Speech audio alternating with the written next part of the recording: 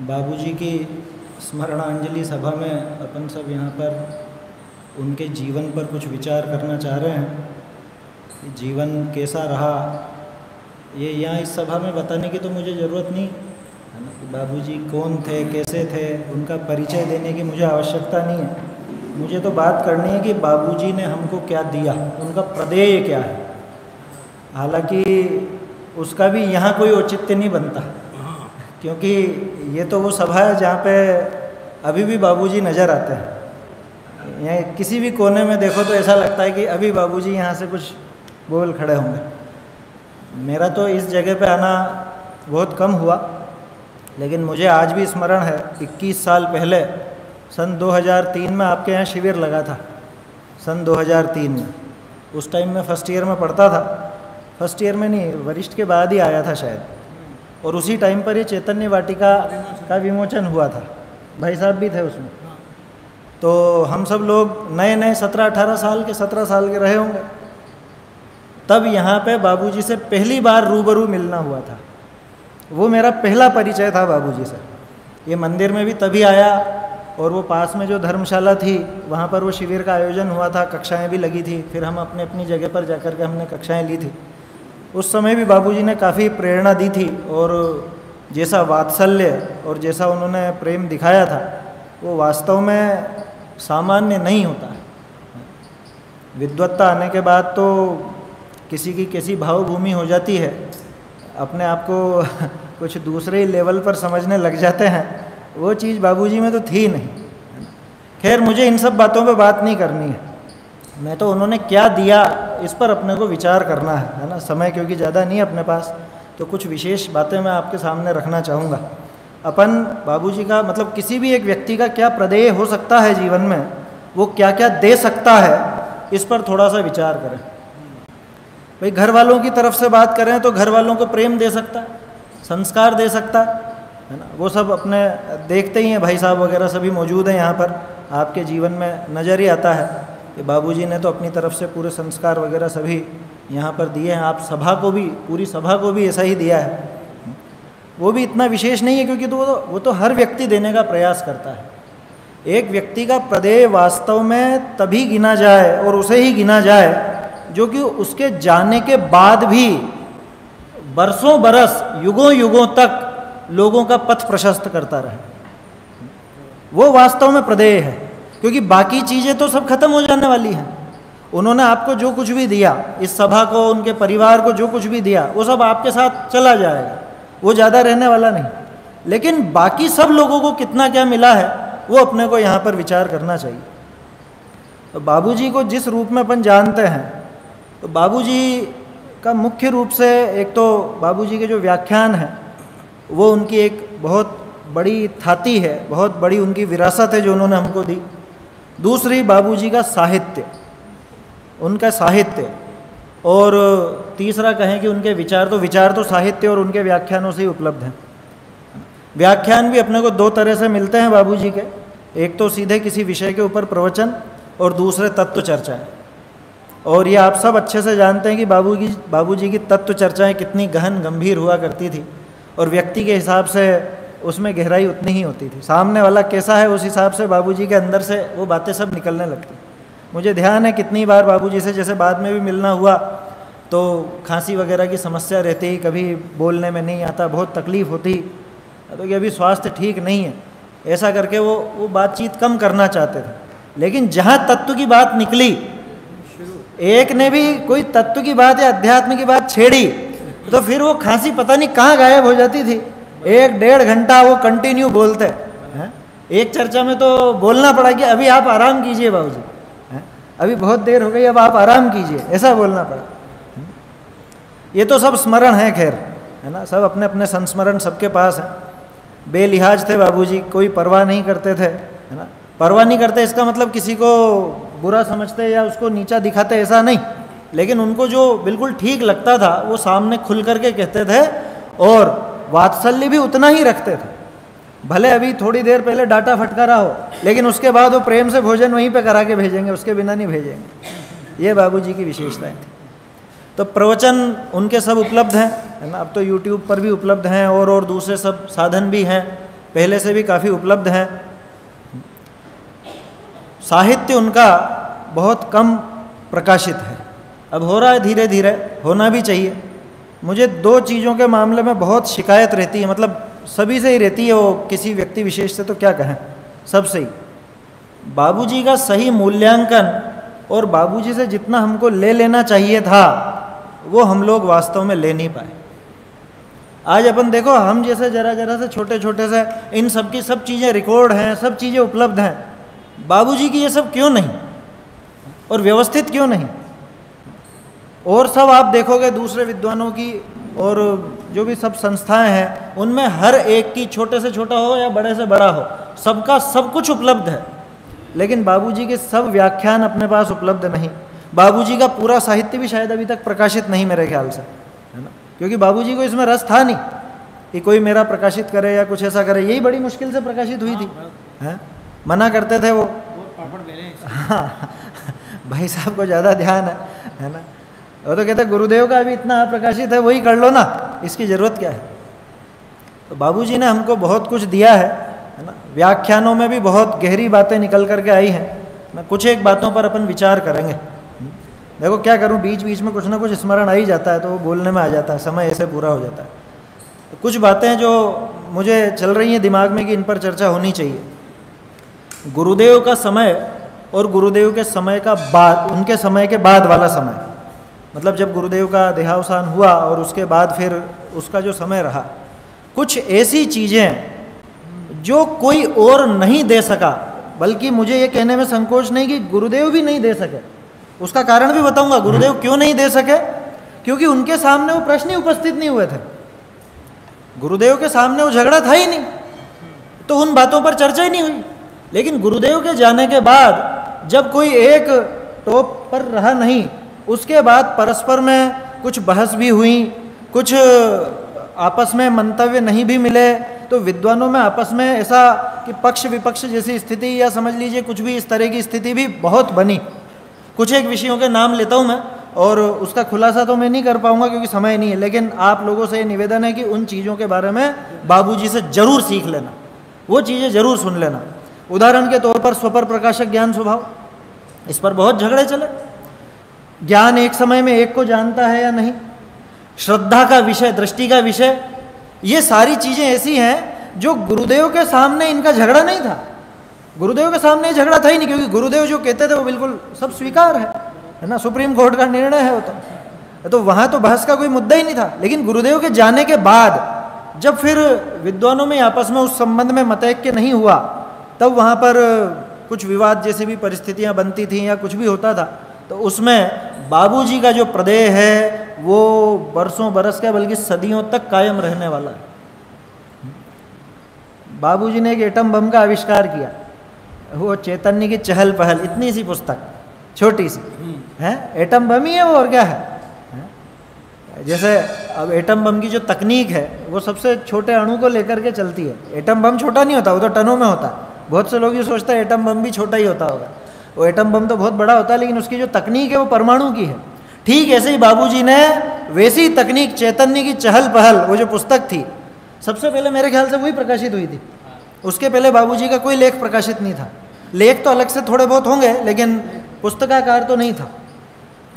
उसमें स्वपर प्रकाशक ज्ञान स्वभाव, दृष्टि का विषय है, और जो अपना ज्ञान का एक स्वभाव है, और वो भी कैसे पिरोया बाबूजी ने, है गुरुदेव के स्मरण के रूप में, गुरुदेव को एक श्रद्धांजलि के रूप में उन्होंने वो लेख लिखा था। शायद उनके जन्मदिन पे लिखा था, है ना, हाँ, 87वीं जन्म जयंती पर उस समय लिखा गया वो लेख, पूज्य गुरुदेव श्री का जीवन दर्शन। वो 1-2 पेज में जीवन दर्शन करके, और बाद में तो हम सब का जीवन दर्शन, हम सब का जीवन दर्शन उसके अंदर उन्होंने दे दिया कि मेरा क्या स्वभाव है, ये ज्ञान स्वभाव कैसा है, जानता कैसा है, और उसमें कैसे अन्य का प्रवेश होता है या नहीं।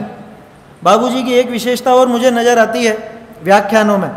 बाबूजी कई बार किसी विषय को लेकर के बोल रहे हों, कोई गाथा को लेकर के, तो वो गाथा पढ़ेंगे तक नहीं, या उसके जो लेख हैं वो, मतलब जो लिखा हुआ है वो नहीं पढ़ेंगे, और वो समझाते जाएंगे। आप सोचोगे कि गाथा तो कुछ आई नहीं, लेकिन जब पूरा व्याख्यान या पूरा वो विषय कंप्लीट होगा तो आपको उस गाथा का पूरा भाव हृदय में बैठ चुका हो।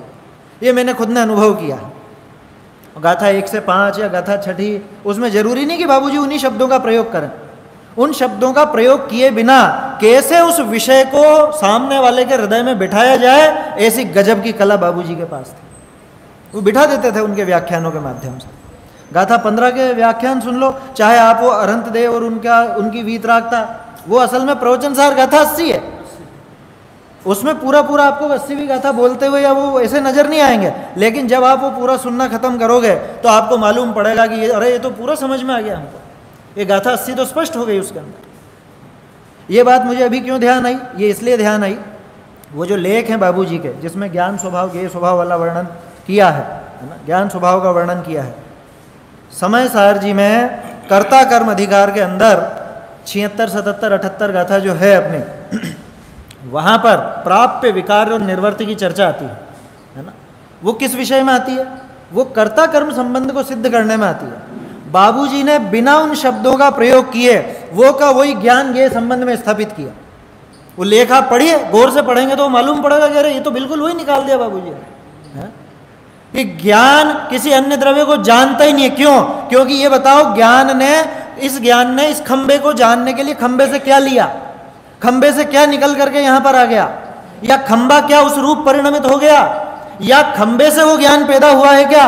ये प्राप्य विकार निर्वर्त जो कर्ता कर्म में घटित होते हैं, बाबूजी ने उसको ज्ञान ज्ञेय में घटित करके ये सिद्ध कर दिया कि ज्ञान और ज्ञेय का परस्पर ऐसा संबंध नहीं है कि ये अन्य को जाने, बल्कि ज्ञान तो ज्ञान ही को जानता है। वो ऐसा सिद्ध किया बाबूजी ने। नहीं नाम लिया उन्होंने प्राप्य का, विकार्य का, निर्वर्त का, नहीं नाम लिया उन्होंने कर्ता कर्म अधिकार का, लेकिन वो विषय पूरा स्पष्ट हो गया। और उसको पढ़ के फिर आप कर्ता कर्म अधिकार पढ़ो तो एक झटके में पूरी वो गाथा यूं की यूं समझ में आ जाती है। गाथा 144 सुन लो उनकी, 320 सुन लो, मतलब क्या कहूँ मैं, अभी आधे घंटे में तो क्या बताऊंगा, समय कम पड़ जाए। लेकिन बाबूजी के वो मतलब उसको अपन अच्छे से पढ़ें समझें तो खूब खूब माल है। बल्कि मुझे तो ऐसा लगता है कि जैसे कुंद कुंदाचार्य थे और अमृत चंद्राचार्य थे, अमृत चंद्राचार्य नहीं होते तो कुंद कुंदाचार्य का जो हार्द था, उनके हृदय में स्थित भाव थे, वो निकल के नहीं आ सकते थे। ऐसे ही गुरुदेव और बाबूजी, गुरुदेव के तत्व का सार अगर किसी ने वास्तव में निकाल के दिया बाबूजी ने, ये मैं कोई बाबूजी की स्मरण सभा इसलिए बोल रहा हूँ ऐसा नहीं है, ये तो आप हमसे कभी भी सुन सकते हो, कभी भी, आए दिन, मतलब एक दिन ऐसा नहीं जाता जब बाबूजी की कोई बात ना होती हो, कोई पंक्ति याद नहीं आती हो, या कोई उनके संबंध में चर्चा नहीं होती। बाबूजी का जब वियोग हुआ तब जाहिर सी बात है दुख तो होता ही है, लेकिन वियोग के पहले और उनके वियोग के बाद कोई ऐसा बहुत विशेष अंतर हमको लगा नहीं। क्यों? ये पहले भी हमारे पास वो चीज़ें थी जो बाबूजी ने दी हैं, उन्हीं का अभ्यास चलता था, और बाबूजी के बाद भी वही अभ्यास निरंतर चलता रहता है। क्योंकि हम सबको तो ये प्रण कर लेना चाहिए कि बाबूजी का पढ़े बिना सुने बिना तो कोई अपना क्या कहें अभ्यास ही पूरा ना हो। और भी ऐसी बहुत सी चीज़ें हैं, बाबूजी क्या बताते बताते क्या बताने लग जाते, विषय से विषयांतर नहीं होते थे।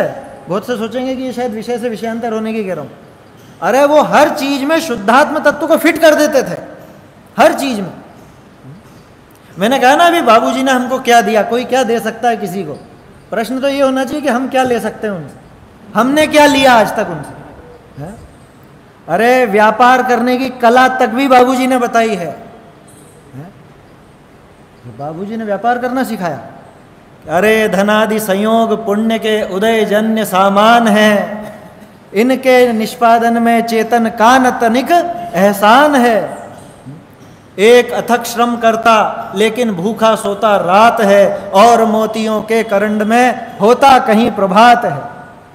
किसका काम है ये? विधि का यही विधान, न श्रम का इसमें नाम निशान भी। ये बाबूजी ने सिखाया कि इसमें व्यापार कहाँ है। अरे आ तो गया, तुम व्यापार में जो टेंशन लेते हो कि आज इतनी कमाई हुई आज इतनी नहीं हुई, ये तेरा काम ही नहीं है, ये छोड़ देना। क्रमबद्ध पर्याय किसको कहते हैं अपन? क्रम में तो मतलब वो पंक्तियां गजब की हैं भाई साहब। क्रमबद्ध पर्याय के बारे में अपन ये चर्चा करते हैं। जैसे कार्तिक अनुप्रेक्षा की गाथा है, जम जस जम्मी देसे जैन विहाणे जम्मी कालम में, उसी का अनुवाद भाई साहब ने बहुत सुंदर किया, अभय जी भाई साहब ने। जब जिसका जिसमें जिस थल में जिस विधि से होना जो कार्य, तब उसका उसमें उस थल में उस विधि से होता वह कार्य। जन्म मरण हो या सुख दुख हो अथवा हो संयोग वियोग, जैसे जाने हैं जिनवर ने वैसे ही सब होने। ये क्रमबद्ध पर्याय है, लेकिन क्रमबद्ध पर्याय का सार ये नहीं है। मुझे ये बताओ कि जब जहाँ जैसा होना है तब वहाँ वैसा होता है, इतनी हल्की है क्या क्रमबद्ध पर्याय? इतनी हल्की है क्या? ये तो ट्रक वाला भी लिखवा देता है पीछे, इस समय के पहले भाग्य से ज़्यादा आपको कुछ नहीं मिलेगा। फिल्मों में गाने आ जाते हैं, जब जब जो होना है तब तब वो होता है, ऐसे ऐसे करके भी कुछ बोल आ जाते हैं। ये क्रमबद्ध पर्याय का सार ये है क्या?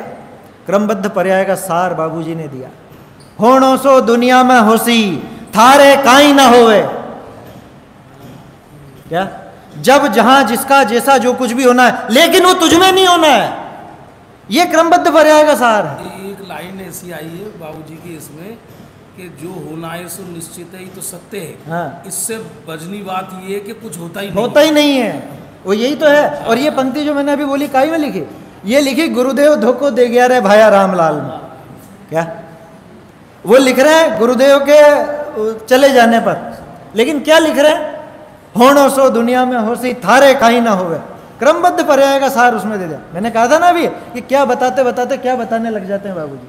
तो विषयांतर नहीं, वो उसके गहरे तक जाते हैं, बिल्कुल गहरे तक, है ना। आखिर तक वो बिल्कुल उसके क्या कहें अपन, अंतस्थल में क्या भरा हुआ है वो निकाल करके बाबूजी अपने को देते हैं। मुझे तो विचार था कोई एक आध कविता लेकर के उसकी चर्चा करते हैं, लेकिन समय की अपनी मर्यादाएं हैं। तो ऐसे थे गजब के, है ना। और भी बहुत सी चीज़ें हैं, वो उनकी कविताएं आप पढ़ो, कविता भी उनका ज़बरदस्त प्रदेय है। आप लोग उसका अभ्यास करते हैं या नहीं करते मुझे पता नहीं, लेकिन निरंतर करना चाहिए। तो कहने को कविताएं हैं, वो सब कुंद कुंद आचार्य देव, अमृत चंद्राचार्य देव के सब श्लोकों का, गाथाओं का सब सार उन्होंने भर दिया उनमें, एक एक कविता में। गजब की कविता, गजब की, क्या क्या लिखा है। वस्तु व्यवस्था उसमें बता दी। अभी जैसे अपन ने वो देखी थी, आओ भाई तुम्हें सुना है गाथा आत्म ज्ञान की, वो 16-17 छंदों के अंदर पूरी वस्तु व्यवस्था आ गई। कर्ता कर्म का संबंध आ गया, ये जीव क्या गड़बड़ करता और कर्म कैसे बंधता है ये आ गया। अध्यात्म की बात आ गई, पुण्य पाप का क्या मतलब, पूरे जिनवाणी का सार उसके अंदर भर दिया उन्होंने। मुझे तो व्यक्तिगत रूप से जो कविता प्रिय लगती है वो साधक की विश्व को चुनौती। मानो बाबूजी ने खुद का जीवन सामने निकाल के रख दिया, क्या खुद का जीवन। और एक साधक के जीवन में, चूंकि अपने को भी साधक ही बनना और साधक ही है, तो अपने जीवन में कैसी कैसी दुर्दशाएं हो सकती हैं बाहरी रूप से, लेकिन उसमें क्या दृढ़ता हमको कायम रखनी चाहिए, या अध्यात्म का जोर कितना रहता है, ये बाबूजी की उस कविता में दिखता है। अभी कुछ पंक्तियां अपन लेंगे, तो बाबूजी के ये प्रदेय हैं ये सब। व्याख्यानों में और क्या कहते थे ये आप सब ज़्यादा जानते हैं, है ना।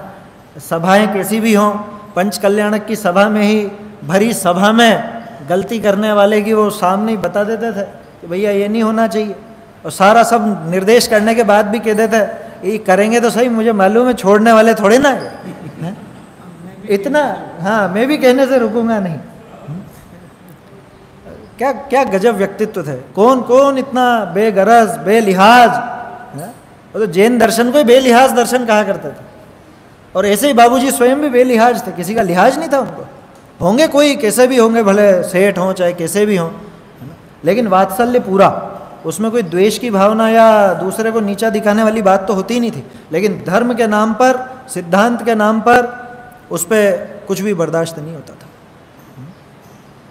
ब्रह्मचर्य की कितनी अद्भुत महिमा, कितनी अद्भुत गरिमा उन्होंने अपने को बताई है। आज वर्तमान समय में देखो, बाबूजी की वो पंक्तियाँ बोल के लूँ तो ज़्यादा मज़ा आएगा, मेरा मन तो बहुत कुछ लेने का था। उसी में जो पूज्य गुरुदेव वाली बातें थी, पूज्य गुरुदेव के प्रति भाया रामलाल वाला लिखा था, उसमें 2-4 पंक्तियाँ मुझे दिखी। उसमें कसो जमानो छोरे भाया, धर्म धस्यो धरती में, पुण्य पाप में मर्या मनखड़ा, काल पड़े पर्थी में। है ये बाबूजी का विजन, उनकी दूरदर्शिता। उनको उस जमाने में भी नजर आता था कि वर्तमान में क्या चल रहा है, और भविष्य का भी उन्होंने लिख दिया। ऊंधी ऊंधी बातां चाले, आंधा सबसू आगे।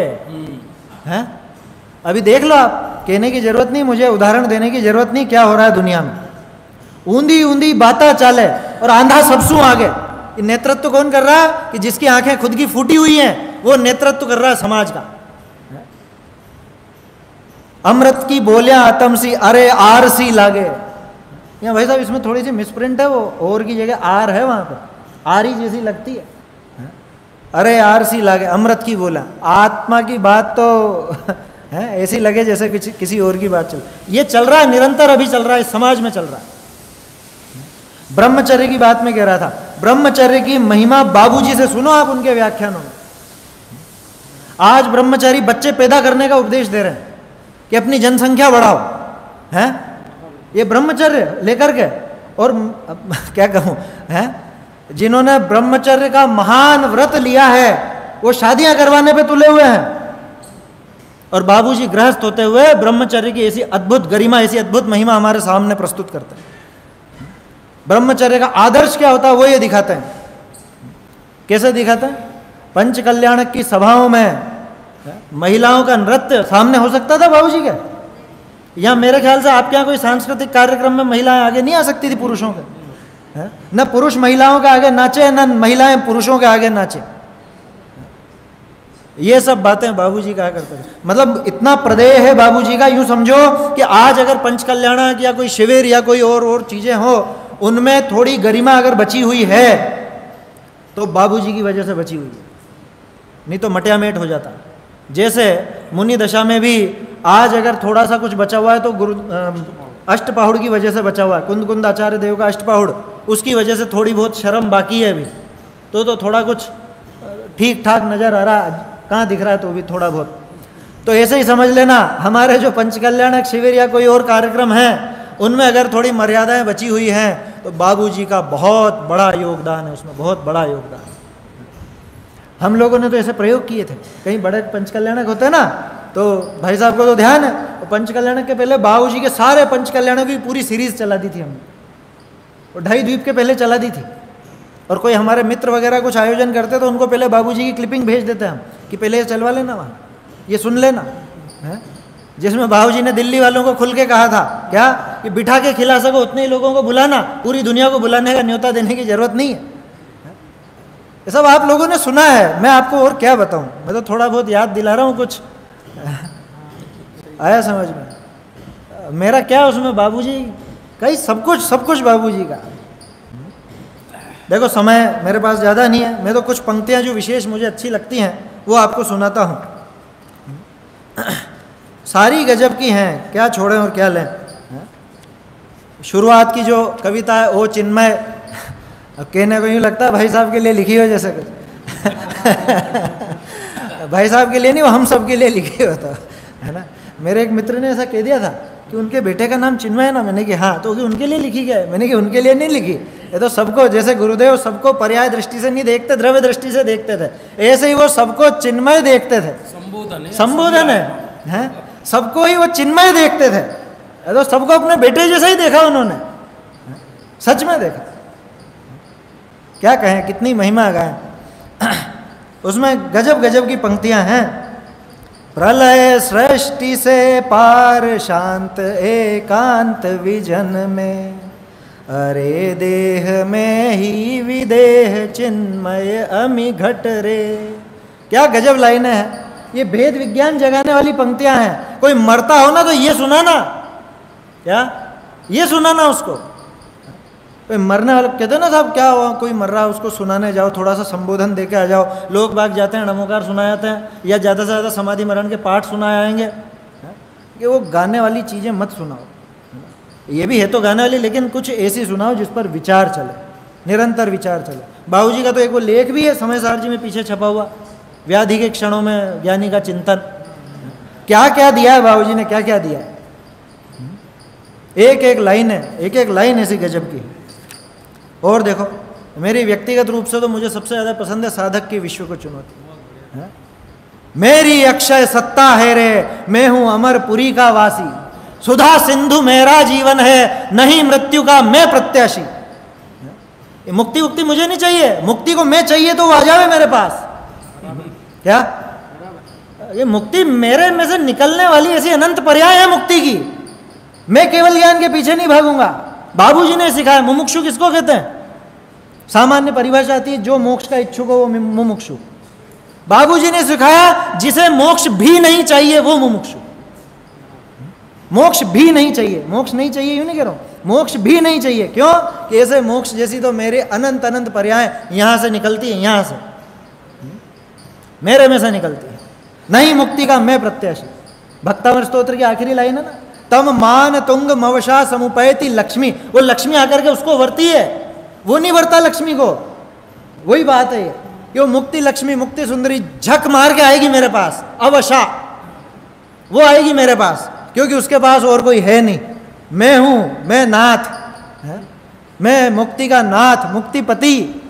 ऐसा गजब का, ये तो क्या कहें, मरते को जिला देवे ऐसी कविता है ये। तत्व की जिसने थोड़ा बहुत कुछ अभ्यास किया हो जीवन में और उसको ये तत्व की बात सुना दो, जिंदा हो जाए, मरता हुआ जिंदा हो जाए, मुर्दा उबा थई जाए। मुर्दा उबा थई जाए। क्या कहें देखो, अरे विश्व वह तुमने केवल देखी होगी हिमगिरी गुरुता, और अधिक कुछ देखी होगी आसमान की रे अनंतता। मेरी छोटी सी छाती में तेरा आसमान प्रतिबिंबित। क्या है वो? कौन सी छोटी सी छाती? एक समय की पर्याय।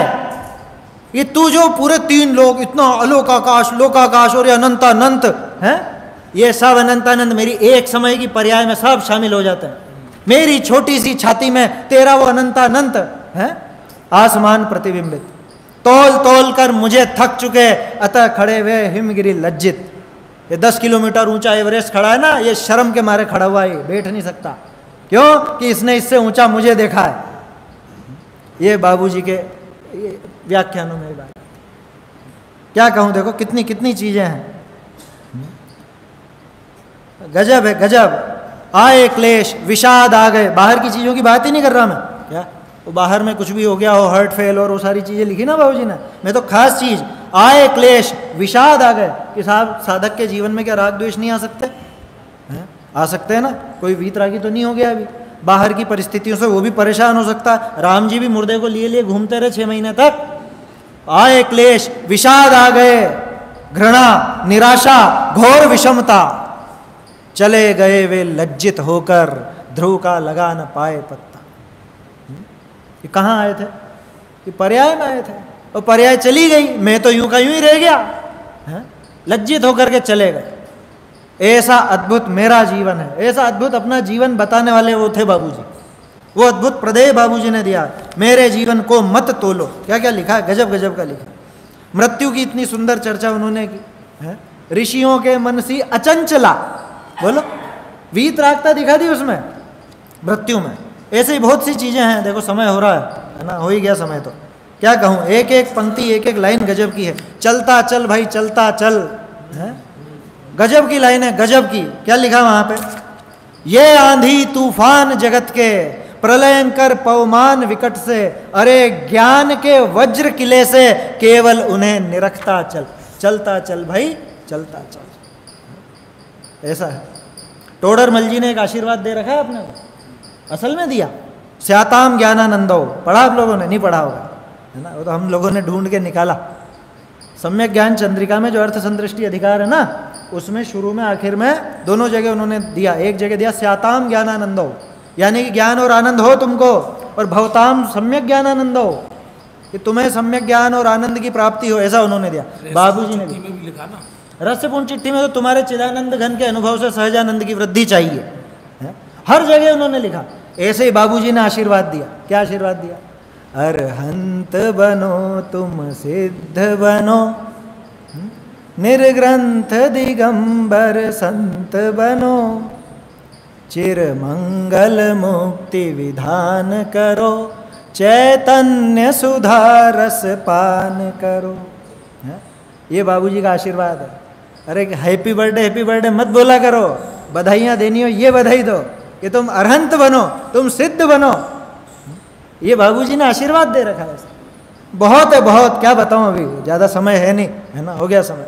और मैं तो है ना, मेरे जीवन पे क्या प्रभाव है बाबूजी की एक पंक्ति से कहकर के समाप्त करता हूँ। मेरे जीवन धन तुमको पा, मेरी पहली अनुभूति जी। आप रात को मैं रात को रुक जाओ, आप रात को अरे अभी पक्का नहीं है कुछ भी, रात को तो नहीं है, मुश्किल है ना। बहुत बातें हैं बाबूजी की तो बहुत। एक ये देख रहा था मैं, ऐसे ऐसे छोटे छोटे से बाबूजी ने बहुत लिख करके दिए। सन 6 में जब आए थे बाबूजी जयपुर में आखिरी बार, है ना, हम लोग शास्त्री कर रहे थे तब तो नहीं आए थे, सन 6 में आए। और भाई साहब को सीन ध्यान होगा, मैं बाबूजी से आखिरी दिन मिलने गया, एक शब्द मुंह से नहीं निकला, एक शब्द, आंसुओं की धारा लगातार चलती रही। बाबूजी ने बहुत प्रेम से पुचकार के बोला क्या कि राजा क्या करते हो ये। आखिर में उनको छोड़ने स्टेशन पे गए तो ऐसे ही एक पर्ची मुझे लिख के दी, हम 2 जने थे, मेरे साथ एक लड़का और था, तो ऐसे ही कुछ था नहीं लिखने को, तो एक डायरी रखी हुई थी जेब में, तो डायरी के 2 पेज फाड़े और उस पर मैंने कहा बाबूजी कुछ दे दो लिख करके। तो उन्होंने 2 चीज़ें लिखी, एक उस लड़के को एक मुझे। उसके लिए लिखा कि निखिल विश्व में तुझे कोई दुख दे सके ऐसी वस्तु नहीं, और तुझे कोई सुख दे सके ऐसी भी कोई दूसरी वस्तु नहीं। मुझे लिख के दिया कि निखिल विश्व में निज शुद्धात्म चैतन्य तत्व ही शरण्य है, अन्य और कोई शरण्य नहीं। तो यही अपन भी बाबूजी के कहे मार्ग पर चलकर अपने निज शुद्धात्म तत्व की शरण लें, यही बाबूजी को वास्तविक श्रद्धांजलि होगी। ये बाबूजी का प्रदेय और उनके जीवन से सीख लेने लायक है।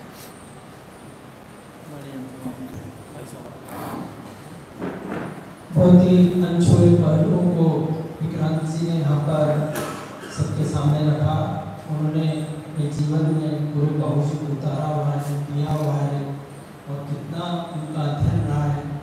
बाबूजी की एक एक रचनाओं को और काव्य रचनाओं को, लेखों को और प्रवचनों को कितना वो ध्यान से हृदयंगम करते हैं। आपके पिताजी भी दिन भर केवल मात्र बाबूजी के प्रवचन सुनते हैं, इतना ज़्यादा दोनों पिता पुत्र इतने चरण संचरी के हैं कि मैं आपको बता नहीं सकता। जब भी कोई बात करते हैं तो केवल एकमात्र यही इसी प्रकार के अध्यात्म की बात बाबूजी के द्वारा बोली गई वही हमेशा निकल के आती है। उनको बहुत ही अंदर तक बहुत भगवान है। ऐसे नारायण विक्रांत जी पाटिल, इन्होंने हमें बहुत ही सारगर्भित बाबूजी के जीवन और चिंतन को रखा। हमने हमारे आदरणीय बहुत बुद्धि की आवश्यकता नहीं है, लेकिन ज्ञान की तीक्ष्णता की आवश्यकता है। अभी हमारे विक्रांत जी आपके सामने बात कर रहे थे कि मुमुक्षु वो कहलाता है जिसको मोक्ष भी नहीं चाहिए, है ना। दुनिया में उल्टी परिभाषा लगे कि नहीं लगे ये, हाँ। बाबूजी का 320 नंबर की गाथा का प्रवचन मुझे याद आता है। उन्होंने कहा जो पहले से मुक्त स्वरूप है वो मुक्ति को रखेगा कहाँ। उसके पास मुक्ति को रखने की भी जिसके पास जगह नहीं, ऐसा भरचक तत्व तू है। ऐसे गहरे गहरे रहस्य बाबूजी की वाणी में मुखरित हुए हैं। उनके व्यक्तित्व के संदर्भ में कुछ कहना वो तो मानो सूर्य को दीपक दिखाने के समान है। समुद्र के अथाह जल को कोई ये कहे कि मैं अंजुलि भर भर के नाप के आपको बताता हूं कि कितना अंजुलि जल है इस समुद्र में, तो वो एक बाल चेष्टा ही कही जाएगी। इसी तरह बाबूजी के विराट व्यक्तित्व को अपने सीमित शब्दों के अंदर हम बांध नहीं सकते, लेकिन फिर भी उनके व्यक्तित्व की बहुत सारी विशेषताएं जिनकी चर्चा अभी आपके सामने हुई। जैन तत्वज्ञान के सजग प्रहरी थे बाबूजी। सम्यक दर्शन और उसके विषय के संदर्भ में बाबूजी के एक उद्गार, मैं तो वर्तमान में पूज्य गुरुदेव श्री को सम्यक दर्शन के विषय का आविष्कर्ता मानता हूं। ये पूज्य गुरुदेव के पूज्य बाबूजी के जो उद्गार निकले ये वैसे ही नहीं निकले हैं। वास्तव में सम्यक दर्शन और उसका विषय ये गुरुदेव श्री को भी इस दरिद्र पंचम काल के लोगों को मानो चिंतामणि की निधियों जैसी भेंट थी। और उस भेंट को गुरुदेव श्री की वाणी के माध्यम से भी जो लोग नहीं समझ पाए, और गुरुदेव श्री के वियोग के बाद जब उस दृष्टि के विषय में अनेक प्रकार की विसंगतियां आने लगी, तब बाबूजी के स्वर मुखरित हुए और उन्होंने हमें सम्यक दर्शन का विषय, सम्यक दर्शन का आत्मा क्या होता है वो बताया। क्योंकि जब जब भी सम्यक दर्शन की चर्चा आती है, हम प्राय ज्ञान मुख से सम्यक दर्शन की चर्चा करते हैं, है ना। संजय जी तो पूरी बात समझ गए हैं मैं क्या कहना चाह रहा हूं, क्योंकि हम लोगों की मंगलायतन में इस विषय पे बहुत चर्चा हुआ करती थी। अभी मैं चर्चा चैतन्य की, उसका एक स्थल पढ़ करके आ रहा हूं सुबह। उसमें बाबूजी ने बहुत अच्छी बात कही कि जब बात चलती है कि भाई पर्याय सम्यक दर्शन का विषय नहीं, त्रिकाली ध्रुव सम्यक दर्शन का विषय, तो प्राय हम लोग ये करते हैं कि नहीं वो तो गौण करके बात है। बाबूजी ने कहा सम्यक दर्शन के विषय में मुख्य गौण की कोई व्यवस्था ही नहीं है, तो ज्ञान में होता है। सारा मुख्य गौण का जो कसरत होती है वो सारी मुख्य गौण की कसरत ज्ञान में होती है। समझ में आया कि नहीं है? सम्यक दर्शन में सम्यक दर्शन का विषय मुख्य नहीं होता। सम्यक दर्शन में सम्यक दर्शन का विषय भूत त्रिकाली द्रव्य सर्वस्व होता है। क्योंकि अगर आपने कहा मुख्य तो फिर गौण की बात आ जाएगी। समझ आया कि नहीं आया? हाँ? तो मुख्य नहीं, क्या होता है वो कि वो सम्यक दर्शन का विषय सम्यक दर्शन के लिए सर्वस्व होता है। आलेख पढ़ो तो सही। सम्यक दर्शन की दुनिया में क्या बताऊं आपको, एक एक वाक्य जैसे अपने हृदय में उत्कीर्ण हो जाए। सम्यक दर्शन के विषय में सम्यक दर्शन संज्ञा नाम की कोई चीज नहीं है। ये बाबूजी का वाक्य है। सम्यक दर्शन की दुनिया में, और मैं आजकल इसके लिए एक उदाहरण दिया करता हूं आधार कार्ड का, क्योंकि अभी नए लोगों को समझाना है तो अब आधार कार्ड के माध्यम से समझाते हैं। मैंने कहा आधार कार्ड बनाते हो तो क्या करते हैं पता है? कि स्कैनिंग करते हैं, अपने हाथों की अंगुलियां स्कैनिंग करेंगे, सब है ना, सब स्कैनिंग करेंगे। तो इसी तरह सम्यक दर्शन का आधार कार्ड बनाना हमको। तो सम्यक दर्शन का आधार कार्ड बनाने के लिए हमने जब सम्यक दर्शन की स्कैनिंग की तो भाई साहब गजब हो गया। सम्यक दर्शन की स्कैनिंग में सम्यक दर्शन निकला ही नहीं, वहां क्या एक परमात्मा निकला। समझ में आ गया? वो प्रदेय बाबूजी ने दिया है, ज्ञान की सबर प्रकाशकता। ये तो बाबूजी का इस युग को अनमोल तोहफा है। गुरुदेव श्री के प्रवचन में बाबूजी से जब मेरी चर्चा होती थी, मुझे इस मामले में बहुत सौभाग्यशाली हूं मैं कि बाबूजी के साथ बैठने का, और कभी कभी तो अभी जैसे हमारे विक्रांत भाई बोल रहे थे वो बिल्कुल सत्य बात है, और मेरे साथ भी ऐसी बात गुजरी है कि बाबूजी के साथ बैठे थे। हमने सोचा था आधे घंटे चर्चा करेंगे, बाबूजी थोड़ी इनको थकान लग रही है, शरीर भी कमजोर दिख रहा है, स्वास्थ्य कमजोर दिख रहा है, लेकिन बाबूजी डेढ़ घंटे तक चर्चा में बड़े उमंग पूर्वक भाग लेते रहे। हमारे चिन्मय जी और नीलिमा बहन ये दोनों इस बात के साक्षी हैं। हमें बाबूजी से कहना पड़ा बाबूजी अब आराम करो, लेकिन बाबूजी की धारा वो रुकी नहीं। चर्चा ऐसी चर्चा का सौभाग्य मिला। तो वास्तव में सम्यक दर्शन का विषय, उसका जितना गहरा अनुसंधान बाबूजी ने एक लेख के अंदर कर दिया, गजब का लेख। और वो गजब का लेख कि गुरुदेव श्री की 87वीं जन्म जयंती के अवसर पर लिखा गया।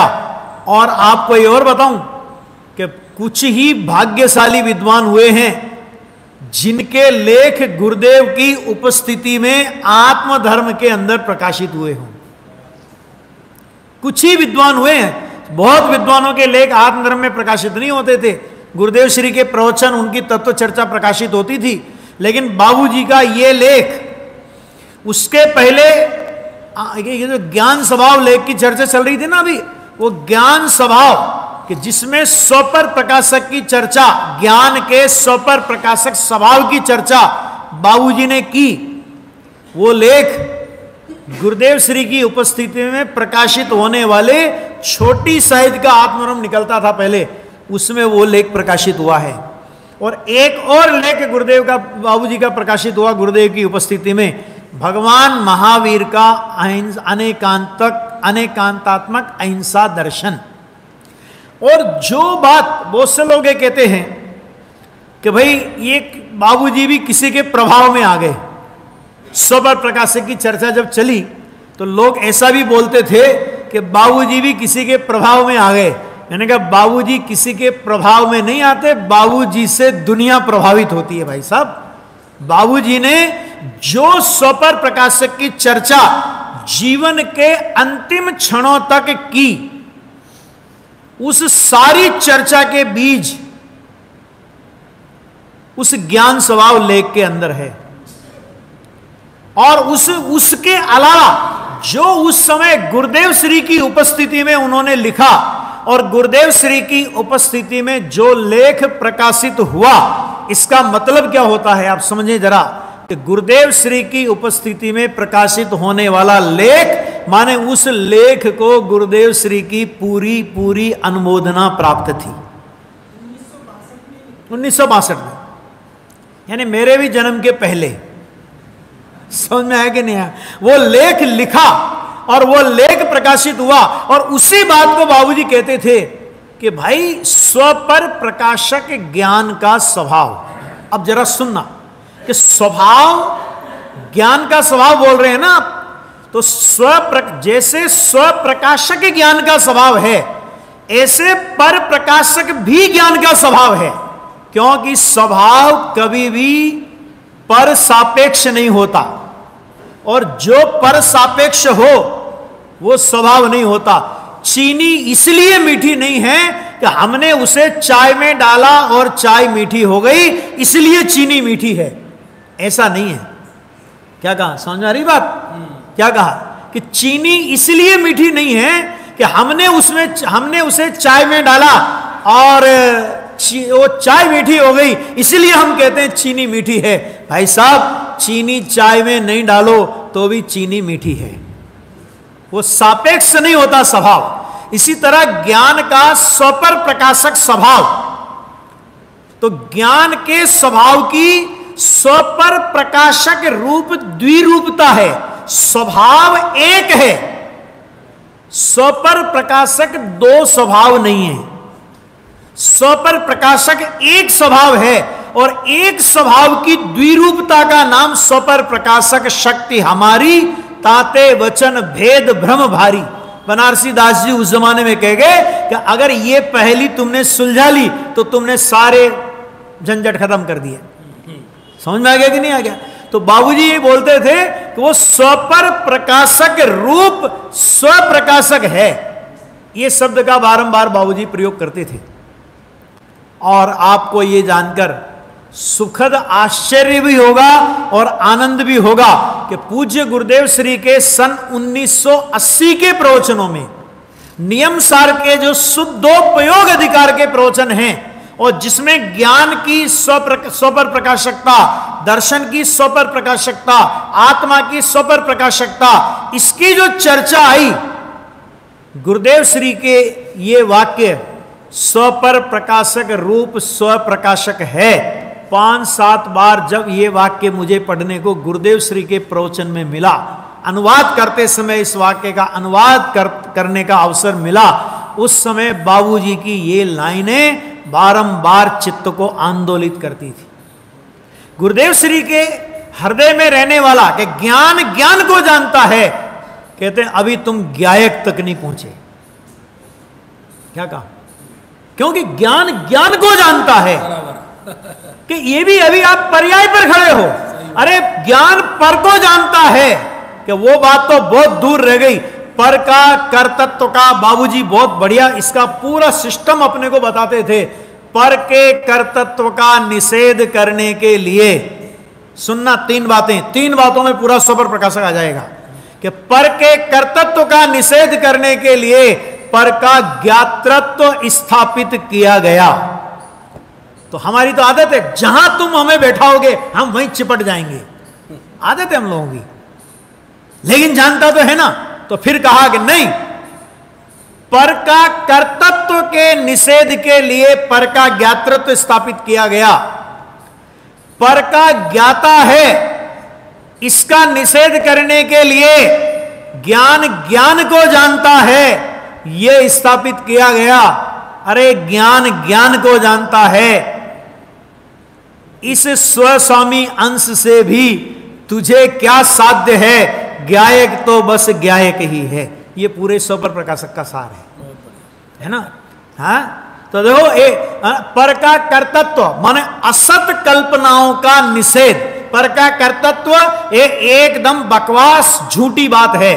तो इस पर के कर्तृत्व के निषेध के लिए असद्भूत व्यवहार नय से पर का ज्ञाता है, यह स्थापित किया और आचार्यों ने स्थापित किया। लेकिन वो नए ये कह रहा है कि मैं उपचरित असद्भूत नहीं हूं, माने मेरे कही हुई बात को तुम सत्य मत मानना।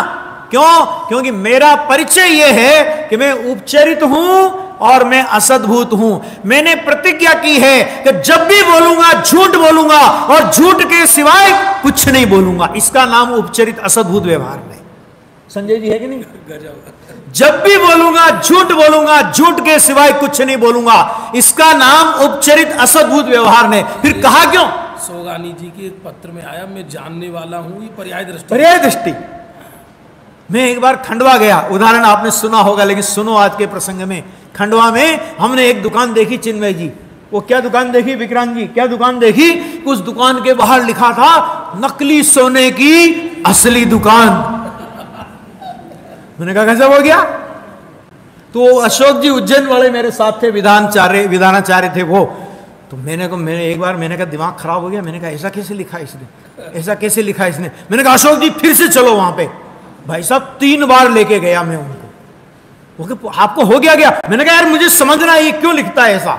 उन्होंने लिखा नकली सोने की असली दुकान। मैंने कहा उपचरित असद्भुत व्यवहार ने का इससे बढ़िया कोई उदाहरण नहीं हो सकता। वो कह रहा है कि मैं नकली सोना हूं और तुम उसको असली सोना मानो और फिर दुकानदार पे दोष दो। तो वो तो कह रहा है कि मेरे यहां नकली सोना मिलेगा और नकली सोने के अलावा कुछ नहीं मिलेगा, इसलिए मेरा नाम नकली सोने की असली दुकान। प्योर नकली। वो कह रहा है नकली सोने की असली दुकान। और उसके बाद भी आप उसमें उसको सच्चा सोना मान करके ठगाओ, तो उसमें दुकानदार का क्या दोष है भैया बताओ जरा? ठीक है। तो इसी तरह उपचरित असद्भूत व्यवहार नहीं से पर का जानना, सुनना ध्यान से, पर का जानना, इस पर का जानना कहना ये उपचरित असद्भुत व्यवहार नहीं है। और ज्ञान का पर प्रकाशक स्वभाव माने ज्ञान में बनने वाले स्वयं की योग्यता से, स्वयं के सट कारक से ज्ञान की पर्याय रूप जो पर संबंधी ज्ञेयाकार, वो उपचरित सद्भूत व्यवहार नहीं है। अभी आप प्रयोग करना सीखो नहीं होगा। अगर एक पर प्रकाशन में उपचरित सद्भुत व्यवहार नहीं लगा रहे हैं और दूसरे पर प्रकाशन में उपचरित असद्भुत व्यवहार नहीं लगा रहे हैं, और यह प्रयोग गुरुदेव श्री के प्रवचन में आया है और बाबूजी ने इस प्रयोगों को खूब किया है। क्यों? कि जहां उपचरित असद्भुत व्यवहार ने लगाया हो वहां माइक को जाना तो यह माइक ग्रहण करना, इसका नाम उपचरित असद्भुत व्यवहार नहीं।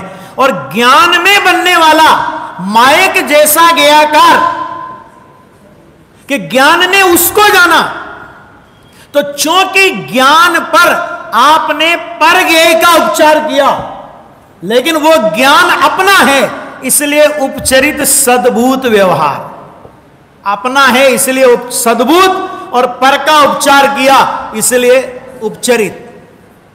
लेकिन ज्ञान ने ज्ञान को जाना। अब तो ठीक है, अब तो ठीक है। तो उन्होंने कहा ज्ञान ने ज्ञान को जाना। सेठिका की गाथाएं पढ़ लेना भैया, 255 से 355 से 56 से 365। कि ये भी स्व स्वामी संबंध रूप अंश ही है, इससे तुझे क्या साध्य है, ज्ञायक तो ज्ञायक ही है। और 17-18 नंबर की गाथा का बाबूजी का प्रवचन सुनना। ज्ञान को जानता है, इतना सुनकर ज्ञान पर्याय का लक्ष्य छोड़कर त्रिकाली ज्ञायक पर आ जाए, यह इसका फल है ना। ऐसे बहुत सारे विषय बाबूजी के प्रवचनों में आए। अभी सुबह उठ करके मैं आज बाबूजी की एक क्लिप सुन रहा था, तो उनने कहा कि भैया, बाबूजी से पूछा साहब प्रवचन में तो नींद आती है। मैंने ये कैसी कैसी बातें कि बाबूजी से पूछा कि साहब प्रवचन में तो नींद आती है, तो क्या करें? तो बाबूजी ने बहुत अच्छा उत्तर दिया, यदि तुम्हें प्रवचन आत्म कल्याण का उत्कृष्ट निमित्त लगे, यदि तुम्हें लगे कि ये मेरे जीवन का बहुत महत्वपूर्ण प्रदेय है, बहुत महत्वपूर्ण मेरे जीवन के लिए आवश्यक है, तो तुम्हें नींद नहीं आएगी। क्यों भाई साहब? क्योंकि डॉक्टर को दिखाने जाते हो ना, और डॉक्टर अपने रोग का अनुसंधान करके, अपने रोग का विश्लेषण करके रोग मुक्त होने की कला बताता हो, उस समय आज तक किसी रोगी को नींद आई हो? ऐसा नहीं होता। और डॉक्टर कहता है कि जग जग मैं तेरे को तेरे रोग की कला बता रहा हूं, ऐसा आज तक नहीं होता। लेकिन बाबूजी ने बहुत बढ़िया बात की कि आंखों में मिर्ची डाल के आना, नींद आती हो तो। जहरी प्याला, जिसे चाय बोलते हैं, है ना, जहर पी के आना, चाय पी करके आ जाना, लेकिन नींद नहीं आवे, मिर्ची डाल के आना। फिर आज एक और क्लिप सुनी मैंने, जैन दर्शन में समागत विकृतियों के खिलाफ जितना मुखरित होकर के बाबूजी बोले हैं, मुझे नहीं लगता कि हमारी भी सामर्थ्य है। हम अपने आप को बड़े धुरंधर बोलते हो भले ही, लेकिन हमारी सामर्थ्य ऐसा नहीं। आज बहुत सारे प्रकरणों पर उनका सुना मैंने, 4-5 बोले उन्होंने कि रविवार का व्रत करना चाहिए कि नहीं करना चाहिए। मैंने अपने ग्रुप में भी डाला, सारे ग्रुपों में, है ना, वो आता है उसमें, रवि व्रत के दिन जो पूजे पार्श्वनाथ भाई, धन संपत्ति सब होए तुरंत में आनंद मंगल छाई। तो मैं कई बार बोलता हूं अपने यहां भी, मैंने कहा क्यों भैया, सोमवार से शनिवार तक पार्श्वनाथ भगवान का ऑफिस बंद रहता है क्या? रविवार के दिन पूजोगे? मैंने बढ़िया भी रविवार को फ्री, समझ में आया कि नहीं आया? और भगवान भी रविवार को फ्री, तो आज उनको पूजो तो खूब मिलेगा। क्यों सोमवार को पूजोगे तो क्या होगा, दिक्कत हो जाएगी। बाबूजी ने बहुत अच्छा उत्तर दिया, ये सब गृहीत मिथ्यात्व की पर्याय हैं। रविवार का व्रत, मंगलवार का व्रत, सोमवार का व्रत अपने यहां होता नहीं। अरे उसमें तो उन्होंने एक बहुत जोरदार बात कही, 10 लक्षण पर्व में सुगंध दशमी भी जबरदस्ती घुसेड़ दिया गया है। ये शब्द बोले बाबूजी, घुसेड़ दिया गया। और कई बार अपनी चर्चा तो यहां भी हुई थी, जब मैं शायद पहली बार 10 लक्षण में आया था, तब किसी ने मेरे से बोला था कि 10 लक्षण, ये सुगंध दशमी के बारे में भी बोल दो आप जरा। मैंने कहा पचा नहीं पाओगे। क्यों? मैंने कहा भाई, जिस महिला के आधार पर आप सुगंध दशमी व्रत मनाते हो, जिसकी कथा के आधार पर आप मनाते हो कि उसने निंदा की और निंदा करने के बाद फिर उसका शरीर दुर्गंधित हो गया, और फिर क्या हुआ कि फिर उसने मुनिराज से व्रत लिया, और व्रत लेने के बाद फिर उसने व्रत का उद्यापन किया, और अगले भाव में मर करके फिर वो सुगंधा नाम की स्त्री हुई, और तब से हमारा सुगंध दशमी व्रत चला आ रहा है। मैंने कहा स्त्री मर के स्त्री होती है कि पुरुष मर के स्त्री होता है? स्त्री पर्याय में जन्म मिथ्या दृष्टि लेता है कि सम्य दृष्टि? नक्की करो। तो क्या मिथ्या दृष्टि के आदर्श रूप कोई पर्व जैन दर्शन में मान्य हो सकता है? मुनिराज के पर्व है ये, तो उन कथाओं से संबंध ही नहीं है, उसका मतलब ही नहीं। लेकिन ऐसी ऐसी चर्चाएं चल चुकी। एक और उन्होंने लिया, ये सुहाग दशमी। तो अब क्या करें, अन्य मत में करवा चौथ होती है, अपने यहां वो तो कर नहीं सकते, है ना। तो अपने यहां सुहाग दशमी चालू हो गई। मैंने क्या मतलब कि क्या मतलब, वो सुहागन महिलाएं वो व्रत उपवास करेंगी और क्या होगा कि पति की आयु बढ़ जाएगी उससे। मैंने कहा जीवन, अरे भैया समय सार के बंद अधिकार की वो गाथाएं तो पढ़ लो। निज आयु क्षय से मरण हो ये बात जिनवर ने कही, निज आयु से मरण हो ये बात जिनवर ने कही, उसका उन्होंने बहुत तगड़ा निषेध किया। ये सब गृहीत मिथ्यात्व के अंतर्गत जाता है। है ना, रोट तीज। अब क्या क्या बोलूं मैं, सुन के आया वो बता रहा हूं ताजा ताजा, अभी अभी आज ही सुना मैंने, अब ग्रुप में डाला। उन्होंने कहा ये रोट तीज, ये भट्टा रंगों के पर्व, ये सारे पर्व अपने यहां पर चालू हो गए। और अपन अरे वो तो हम तो खाली एक, अरे खाली क्यों, उसी दिन क्यों रोट खा रहे हो? रोट खाने का मन है तो आगे पीछे खा लो ना। रोट तीज मनाने का अभिप्राय है उसके अंदर। और हमने ये सब ऐसे अनेक विकृतियों पर, मुमुक्षु समाज में पनपती विकृतियों के ऊपर भी बोला, जहां आवश्यकता हो वहां बनाए, लेकिन ये मुमुक्षु भी जहां आवश्यकता नहीं होगी वहां भी बनाएंगे और पूजा करेंगे। वो बाबूजी का प्रसिद्ध क्लिप है, वो एक है कि प्रसिद्ध क्लिप क्या कि अगर साहब पूजा करेंगे तो सोदर में इंद्र और इंद्राणी बन के पूजा करेंगे, मनुष्य बन के तो भला आदमी पूजा ही नहीं कर सकता, मनुष्य बन के पूजा नहीं कर सकता। तो बाबूजी ने बहुत अच्छी बात कही उसमें कि तुम्हें सोदर में इंद्र बनना है ना। बाबूजी का एक शब्द था, बहुत आपको बुरा लग सकता है, लेकिन वो बोलते थे कि सोदर में इंद्र बनने की तमीज तो सीख लो पहले। कि सोदर में इंद्र ने जो काम किया, क्या काम किया कि भगवान आत्मा की अनुभूति, अरे एकावतारी बना उसने प्रकट किया, आत्मा की अनुभूति करो। उनने कहा पंच कल्याणक में तो हमें यह समझ में आता है, क्योंकि वो पंच कल्याणक प्रतिष्ठा तो इंद्रों का ही महोत्सव होता है, उसमें स्थापना करनी पड़े ये समझ में आता है। लेकिन यहां तो 170 तीर्थंकर विधान हो, 2 दिन का विधान हो, 4 दिन का, इंद्र सभा ने प्राण ले रखे, और ये इंद्र सभा संजय जी के प्राण ले रखे, भैया बचाओ इनको। मैं सुबह शाम तक पागल हो गया। इतनी इंद्र सभा, और आज छोटे छोटे कार्यक्रमों में इन सब के विरुद्ध बाबूजी ने सशक्त वातावरण बनाया है। अब 10 लक्षण में इंद्र सभा, 10 लक्षण क्या मतलब है? माता देवियों की चर्चा 10 लक्षण में है ना। ये सब इनका बहुत पुरजोर तरीके से निषेध किया है। पूजा कैसे करना, अकेला अध्यात्म ही नहीं, आप मुमुक्षु का व्यवहारिक जीवन कैसा होता है, मुमुक्षु का व्यवहारिक जीवन कैसा होता है, यदि आपको उसके बारे में सुनना हो तो निश्चय व्यवहार या सम्यक्त के पूर्व भूमिका वाले जो प्रवचन है बाबूजी के सुनना। उसमें है, उसमें कोई सास बहू हो घर में, कोई भी हो घर में, और वो अगर ऐसा बोले, क्या बोले कि भाई मेरी तो आज छठी गाथा है, समय सार की छठी गाथा चल रही है, बहू बीमार पड़ी हो, दर्द से करा रही हो, और सास कहे मेरी तो छठी गाथा चल रही है समय सार की, मैं तो प्रवचन सुनने जाऊंगी और बाद में तुझे आके संभालूंगी। बाबूजी कहते हो गई तेरी छठी गाथा, पहला कर्तव्य तेरा क्या है? ऐसी छोटी छोटी बातों पर भी बाबूजी ने बहुत ध्यान दिया है। किसी भी तरह की विकृति, व्यवहारिक मार्ग में किसी तरह की विकृति को वो सहन नहीं करते थे, और तत्व ज्ञान के क्षेत्र में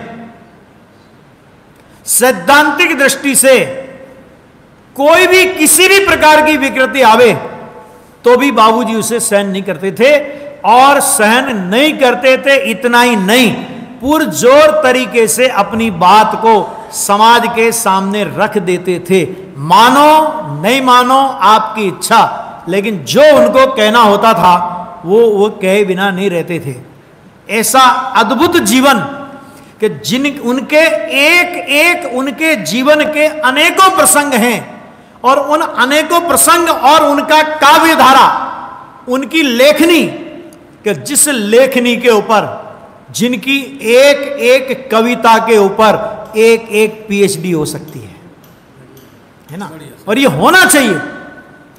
मैं तो जो भी इस क्षेत्र में रुचि रखते हों और पीएचडी करने की भावना रखते हों, जिनको कोई लौकिक क्षेत्र में प्रोफेसर वगैरह नहीं बनना, लेकिन अपने ज्ञान के परिमार्जन के लिए अगर पीएचडी करने की भावना रखते हों, तो बाबूजी के लेखों में से, बाबूजी की कविताओं में से एक कविता, एक लेख चुन करके आप उसमें बहुत बड़ा प्रमेय दे सकते हो, और ये काम वास्तव में होना चाहिए।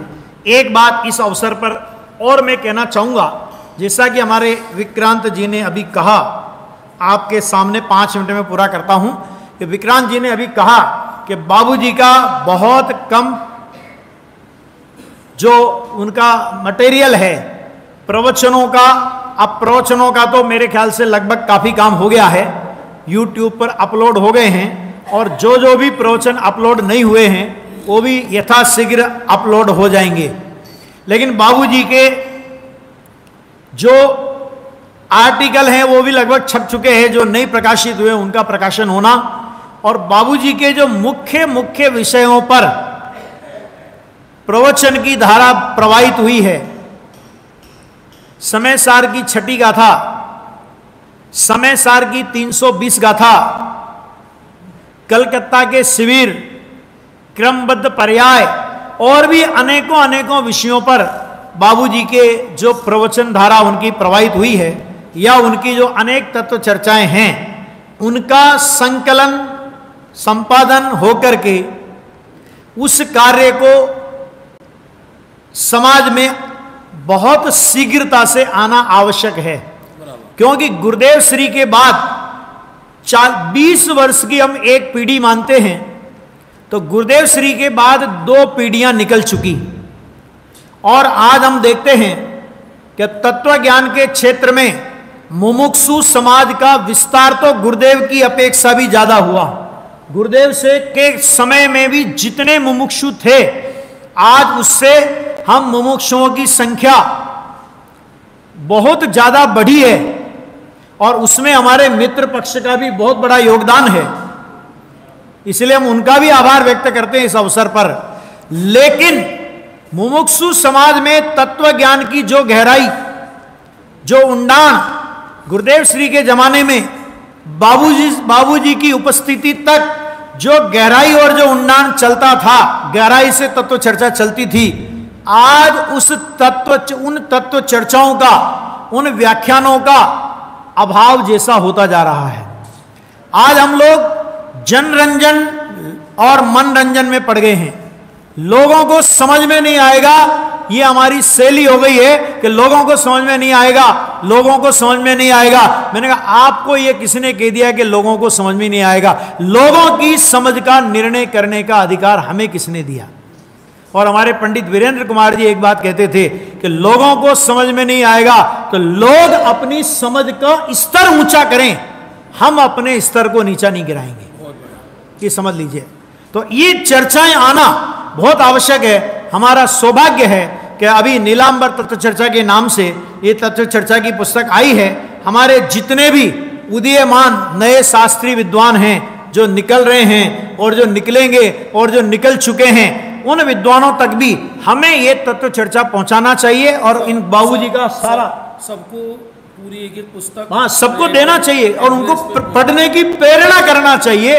क्यों? क्योंकि अगर ये विद्वान इन चर्चाओं को और बाबूजी की तत्व ज्ञान की गहराई को अगर समझेंगे, गुरुदेव श्री को समझेंगे, तो वास्तव में उनके अंदर, उनके चिंतन में भी गहराई आएगी, और उनके चिंतन में गहराई आएगी तो समाज में भी गहरा तत्व जाएगा। और गुरुदेव श्री के समय और बाबूजी के समय मुमुक्षु समाज का जो वातावरण था, वो वातावरण फिर से निर्मित होगा। क्योंकि आज मुमुक्षुओं की बात तो छोड़ो, लेकिन हमारी बहुत सी बातें ट्रेडमार्क है। आज मुमुक्षुओं की बात तो छोड़ो, लेकिन अगर कोई मित्र पक्ष वालों से भी जाकर के ये कहे कि कांजी स्वामी उस व्यक्ति का नाम है जो पुण्य में धर्म मनवाते थे, कांजी स्वामी उस व्यक्ति का नाम है जो निमित्त से कार्य होना मनवाते थे, तो मेरे ख्याल से मुमुक्षु ही नहीं, वे मित्र पक्ष वाले लोग भी इस बात को रिजेक्ट कर देंगे। भाई साहब, इसका मतलब आप कांजी स्वामी को जानते ही नहीं है। वे पुण्य में धर्म नहीं कहते, इसीलिए तो हम विरोध करते हैं। वे निमित्त को कर्ता नहीं मानते, इसीलिए तो हम विरोध करते हैं, है ना? ये बात वे लोग भी अच्छी तरह जानते हैं जो गुरुदेव श्री के तत्व ज्ञान से सहमत नहीं हैं। ये हमारा ट्रेडमार्क है। इसी तरह दृष्टि का विषय, ज्ञान का विषय, चारित्र का विषय, व्यवहारिक जीवन कैसे हो, हमारे धार्मिक कार्यक्रमों की मर्यादा किस प्रकार की हो, हमारे पंच कल्याणकों की मर्यादा किस प्रकार की हो, हमारे घर में पारस्परिक व्यवहार किस प्रकार का हो, ये सारी बातें अगर अपने को एक जगह से सीखने को मिल सकती है तो उस एक व्यक्तित्व का नाम है आदरणीय पूज्य बाबूजी। हम सभी आज उनकी 9वीं पुण्यतिथि पर उनके श्री चरणों में अनेक अनेक श्रद्धा सुमन समर्पित करते हुए उनके अभ्युदय की मंगल भावना भाते हुए अपनी बात को विराम देते हैं।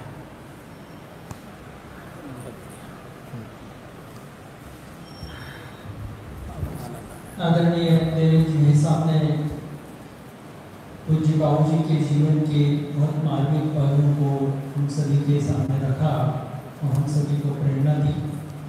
हमें हमारे चर्चित भैया से निवेदन क्यों बोल रहे हैं?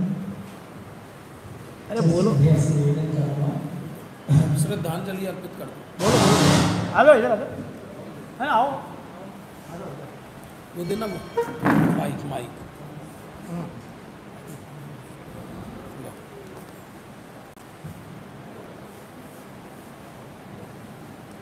अरे वाह,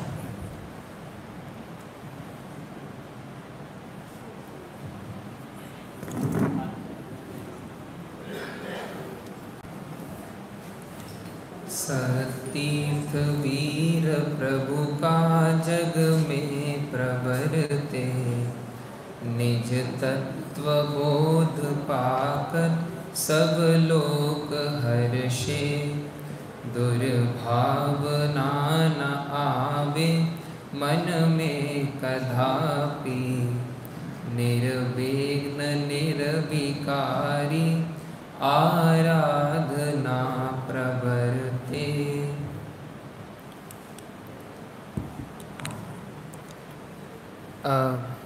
दुर्भाग्य रहा आदरणीय पूजनीय बाबू जी को इन नेत्रों से देखने का अवसर नहीं मिला। आपकी पूजने, आपकी रचनाएं और आपके लेखों को विगत 5-1 वर्षों से पढ़ना विचारना अनवरत जारी है। चैतन्य की चहल पहल के लेख ने जीवन को एक नई दिशा दी।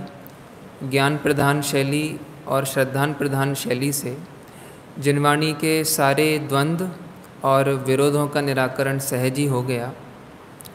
दृष्टि का विषय अब इतना सरल और सुलभ भाषित होता है, यह आपका अनन्य उपकार है।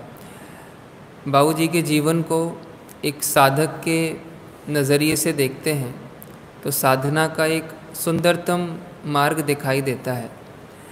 औदिक भावों का ऊपर नीचे होना, औदिक भावों में विशेषता होना अलग है और दृष्टि में शुद्धात्मा का हमेशा बसे रहना और मुक्ति के लिए निरंतर अनवरत अभ्यास जारी रहना, ये साधना कहलाती है।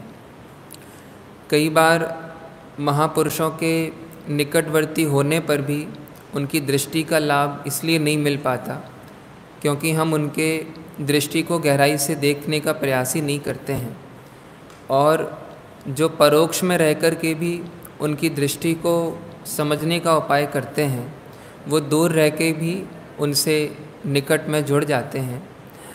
हमारे यहाँ अरिहंत सिद्ध आचार्य उपाध्याय साधु को भी हाड़ मांस नहीं देखा गया, वीतराग विज्ञान ही देखा गया है।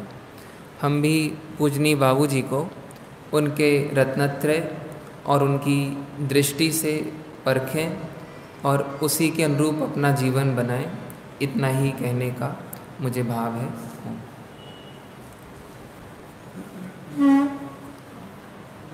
माइक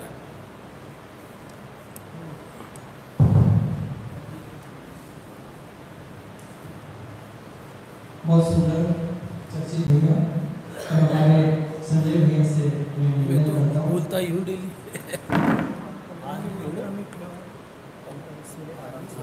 5-10 मिनट लेंगे बस।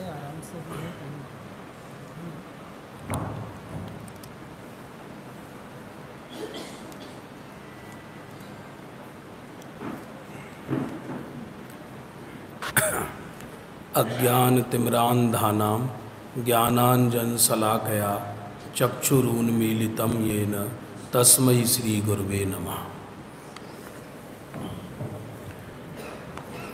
आज बाबूजी का 9वीं पुण्यतिथि है। विषय तो पंडित श्री देवेंद्र जी ने और विक्रांत जी भाई साहब ने लिया ही है। मैं तो केवल एक अनंत श्रद्धांजलि बाबूजी के चरणों में अर्पित करना चाहता हूँ।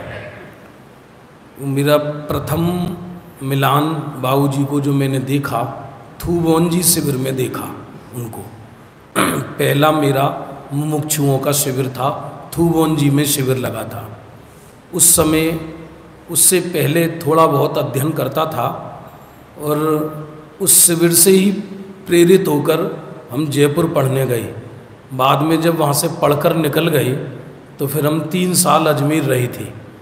तो अजमेर के बाद यहाँ आना जाना बहुत रहा। बाल शिविर में भी आया था, दो तीन बाल शिविरों में। एक बार 10 लक्षण पर्व में आया था, एक बार 170 तीर्थंकर विधान था इंद्र विहार में, वो यहाँ पर भी था। उसमें फिर तो बहुत आना जाना बना रहा। और बाबूजी के विषय तो सागर है, व्यक्तित्व कर्तृत्व दोनों। मैं तो इस निर्णय पर पहुँचा कि जैसे तीर्थंकर होते हैं तो गणधर का होना अनिवार्य है। यद्यपि गणधर की अधीनता से तीर्थंकर की दिव्य ध्वनि नहीं है, ये बात है। तीर्थंकर स्वतंत्र हैं, गणधर स्वतंत्र हैं। तो पूज्य गुरुदेव श्री को यदि हम तीर्थंकर के स्थान पर रखें तो बाबूजी गणधर से कम नहीं थे, ऐसा समझना आप। और जैसे 9 रत्न गुरुदेव की सभा में थे, ऐसे ही बाबूजी थे। जैसे कहा जाता है कि सूर्य निकले और कमल ना खिले, ऐसा कभी नहीं होता। इसलिए पूज्य गुरुदेव श्री का अध्यात्म सूर्य विकसित हुआ और उसमें किसी जीव का कल्याण ना हो और कोई जीव कल्याण कराने वाले पैदा ना हो, ऐसा नहीं होता। माने गुरुदेव श्री की जो अध्यात्म क्रांति थी, ये कोई रूखी गई है ऐसा नहीं है। ये जो लोग कहते हैं केवल बातें करते, अरे तुम गहराई में जाकर तो देखो, यथार्थ काय की बातें करते, कुछ पता ही नहीं जीव को। माने उनका जो जीवन था चरणानुयोग, जो मुझे सुनने में अटपटी लगती है बातें। घर में टीवी नहीं आने दिया बाबूजी ने, और कितना बड़ा आश्चर्य। माने कुछ व्यवहारिक पहलू तो ऐसे हैं कि जो बड़े से बड़े विद्वान भी उस बात को कहे कि भैया आज के ज़माने में तो ये संभव नहीं है, वो बाबूजी के होते होते। मुझे आज भी याद है एक संस्मरण कि यहाँ बाल शिविर का झंडारोहण हुआ था। उस समय यहाँ पर पैर रखने को जगह नहीं रहती थी बच्चों की, बहुत भीड़ आती थी बच्चों की निकल के। तो झंडारोहण हुआ, बाबूजी का इंतजार किया जा रहा था ध्वजारोहण के लिए। आके मेरे से बोले, संजय स्वस्तिक उल्टा बना है इस पर। ऐसी गहरी सूक्ष्म चर्चा करने वाले छोटी छोटी चीज पर भी ध्यान देते थे। बोले ये उचित नहीं है, यहाँ बाबूजी सही है। और फिर उन्होंने बोला कि नहीं, ये झंडा फहराने लायक नहीं है, इस पर स्वस्तिक उल्टा बना है, ऐसा बोले बाबूजी। मतलब उनकी जो वात्सल्य और करुणा थी वो जबरदस्त था। मतलब यहाँ प्रवचन होता था 10 लक्षण में, अब मैं ये सोचता था बाबूजी ना आ जाए, और उनके आगे क्या बोले उनके आगे। माने कितनी 15-20 वर्ष पुरानी बात, उस समय हम क्या जानते थे। तो ऐसा डर, बाबूजी आकर बैठ गए तो हम बार बार बाबूजी को मुड़कर देखें तो वो बोले नहीं, आप सरस्वती पुत्र हैं, आप बिल्कुल जिनवाणी आपके समक्ष है, निर्भय होकर बोलो संजय, कोई दिक्कत नहीं है। एक संस्मरण तो ऐसा याद है जिससे मतलब मेरा दिल जीत लिया। मतलब मैं बाबूजी का फैन हो गया कि 10 लक्षण पर्व के बाद वो स्वास्थ्य खराब रहता था, किसी दिन आते थे तो मैं यहाँ रुका हुआ था। उस समय यहाँ गेट नहीं था जिसमें राजकुमार जी पहले रहते थे, इस कमरे में, तो उसमें रुका था मैं। तो 10 लक्षण के दिन, अंतिम दिन, ऊपर चढ़कर आई सीढ़ियों पर धीरे धीरे पकड़कर, अकेले, कोई साथ भी नहीं था, और ऊपर आकर कमरे में और आकर बैठ गए। मैं देखकर घबराया, क्योंकि बाबूजी आप ऊपर क्यों आए? अरे मैं नहीं आ पाया, विद्वानों के विषय में समाज सोचता नहीं है, 2-2 घंटे 2.5 घंटे बोल रहे हो, किसी को कुछ पड़ी नहीं है, कोई ध्यान रख देता नहीं है।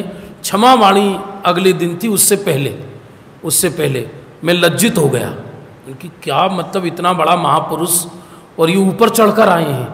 मतलब उनका जो लोक व्यवहार था, जो उनका विद्वानों के प्रति प्रेम था जबरदस्त, अधिक बोलने के विषय में भी वो बहुत विरोध करते थे।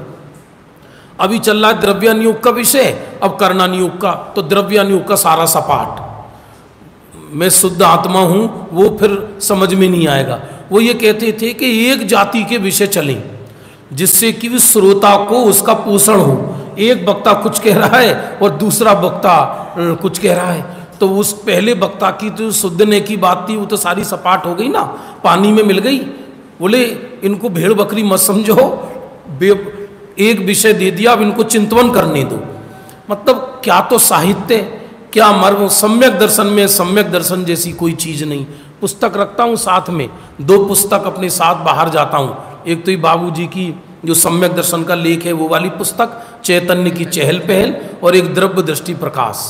ये मेरे को टैबलेट में पढ़ने में मजा नहीं आता, वो पुस्तक साथ में रखता हूँ। माने कोई क्या बताएगा सम्यक दर्शन के विषय में जो बाबूजी ने कहा है।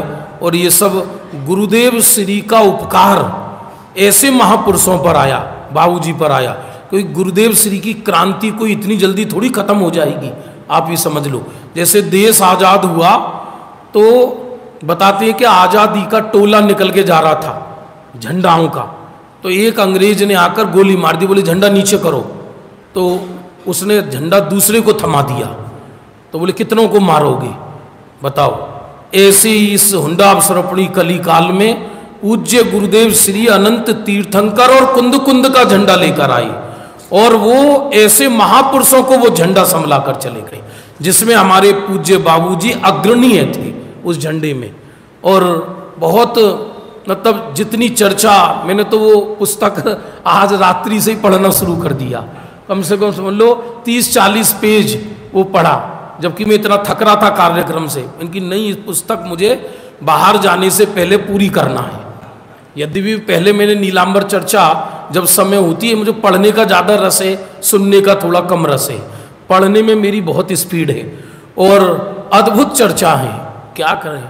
मतलब एक विषय तो ऐसा गजब का कि ये शुद्ध निश्चय का विषय है। फिर से सुनना, ये वचन, ये वाणी शुद्धने के विषय को बताती है। ये भी व्यवहार है, क्योंकि शुद्धने के लिए कोई वाणी ही नहीं है दुनिया में। माने शुद्ध आत्मा को कुछ कोई शब्द प्रदान किए जा सके ऐसी कोई वाणी ही नहीं है। ये परम शुद्ध निश्चय का वचन है, ये बात भी व्यवहार से कही है। आपको समझ में आ रहा है? ये बाबूजी का परम उपकार है और बहुत पूंजी देकर गए हैं। और मेरा सौभाग्य है कि जब मैं यहाँ कोटा में आया तब मेरे को प्रेमचंद जी ने कहा कि आपको प्रतिदिन इस मंदिर में, बाबूजी के मंदिर में स्वाध्याय कराना है। तो मैंने बिना ना नकुर किए मैंने कहा कि ये तो मेरा, एक ही शब्द निकला मेरे मुंह से कि ये तो मेरा सौभाग्य है। और आज पूरा देश ये बात मानता है, कहते हैं कि मतलब मुझे इसमें गौरव लगता है कि जिस स्वाध्याय भवन में बाबूजी की यादें छिपी हैं, चारों तरफ बाबूजी बाबूजी नजर आते हैं। और आज उस गद्दी से मुझे जितना भी मैं अल्प जानता हूँ, मुझे जिन वाणी का स्वाध्याय कराने का अवसर मिलता है, यही मेरी बाबूजी के प्रति अनंत श्रद्धांजलि है। और बाबूजी जैसा जीवन मेरा बने और उनने जो गहरा तत्व ज्ञान प्रदान किया है वो हमारे जीवन में आए। मैं क्या करूं, मेरे काम डबल हैं। अब जिसने मुझे जिस रूप में देखा है वो मुझे उस रूप में स्वीकार कर लेता है। बाकी मेरी रुचि तो मूल तत्व ज्ञान में है, मूल तो। अब किसी ने विधानाचार्य के रूप में देख लिया, किसी ने प्रतिष्ठाचार्य के रूप में देख लिया, अब वो उसी रूप में फिर मुझे स्वीकार करता है। मैं तो चाहता ही नहीं। मुझे याद है यहाँ एक विधान कराया था नीचे, तुम बाबूजी से मिलने गए तो बाबूजी बोले सुंदर मत गाना, राग होता है। मेरे से बोले ये ज्यादा इससे, अच्छा तू बता, जो विधान गाया, गाने से यदि किसी में राग की उत्पत्ति हुई तो विधान शुभ भाव में भी निमित्त कहाँ बना? कहाँ? भले शुद्ध भाव छोड़ दो, वो शुभ भाव में भी निमित्त कहाँ बना? मुझे बहुत अच्छी बात लगी उसकी। और बहुत आज भी मैंने इसमें इतना सुधार किया है कि सोनगढ़ इत्यादि में भी श्रीमद् राजचंद्रों के आश्रमों में विधान कराने जाता हूँ, मैं एक पिक्चर की धुन नहीं लेता। अभी मैं सारे प्राचीन भजनों की धुन ही लेने की कोशिश करता हूँ। बाबूजी ने ही सिखाया कि स्त्रियों की कक्षा स्त्री लें, पुरुषों की पुरुष लें। स्त्रियों के प्रवचन का निषेध बाबूजी ने सदा किया। माने ये पूज्य गुरुदेव श्री की ही परंपरा थी पूरी की पूरी। माने उनका व्यवहार निर्दोष, उनका तत्व निर्दोष और उनके हृदय में महावात्सल्य, ऐसा बाबूजी का परम उपकार हम पर रहा है। और कोटा वालों का दुर्भाग्य कहलाएगा कि यदि जो ये स्वाध्याय भवन में बाबूजी यहाँ रहते थे और प्रतिदिन लोग आने में कतराएं प्रतिदिन के स्वाध्याय में, तो समझना ही जीवन तो चला जाएगा। यहाँ भले ही मैं नहीं रहूं, को कुछ ना कुछ तो चलता ही है ना। इसलिए आप यही बाबूजी के लिए प्रतिदिन श्रद्धांजलि होगी कि आप यहाँ प्रतिदिन स्वाध्याय के लिए अवश्य आएँ। समय ज़्यादा हो रहा है, मैं तो प्रतिदिन बोलता ही हूँ, किसी ना किसी दिन कोई ना कोई संस्मरण याद आ ही जाता है बाबूजी का और बताते ही हैं, तो मैं तो प्रतिदिन बोलता ही हूँ।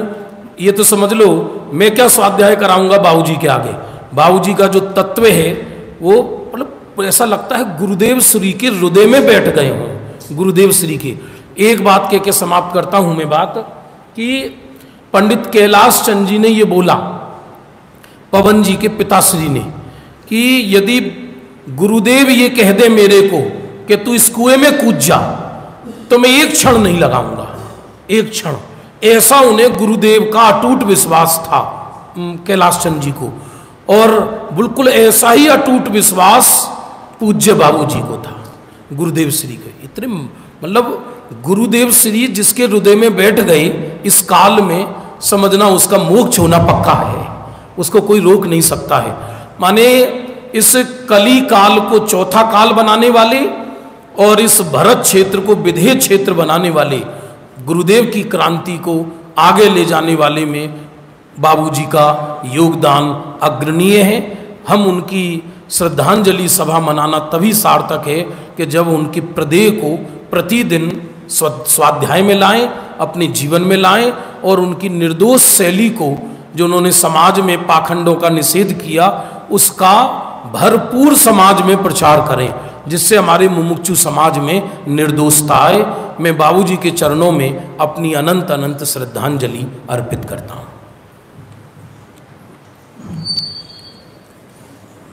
संजय जी ने जो भी बाबूजी के निकट रहकर जीवन में सीखा वो सब हम सभी के सामने बताया। अब सभी विद्वानों ने बाबूजी के जीवन के जो संस्मरण थे ये सब हम सबके सामने रखे।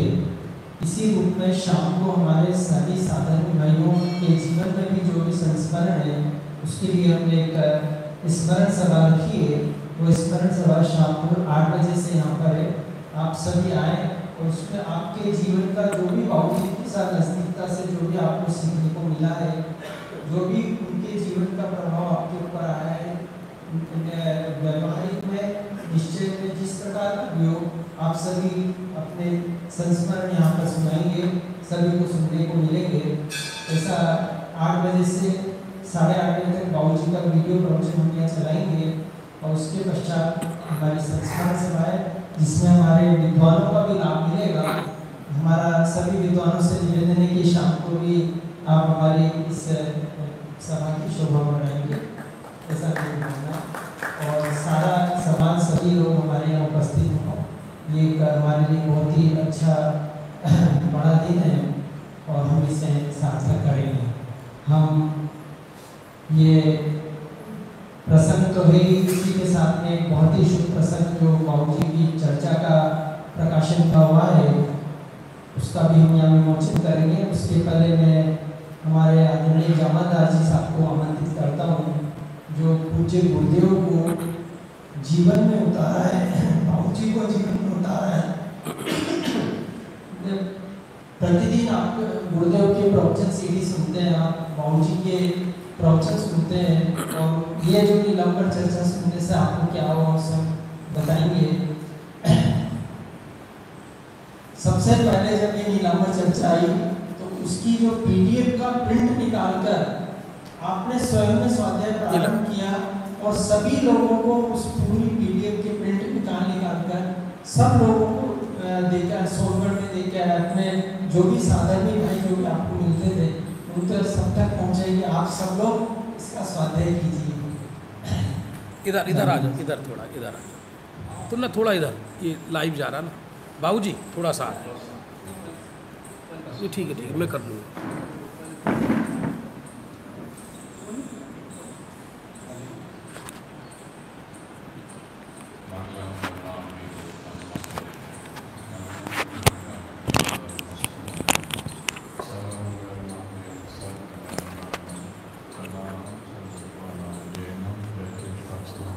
जैनम जयतु शास्त्रम, जैनम जयतु शास्त्रम। इस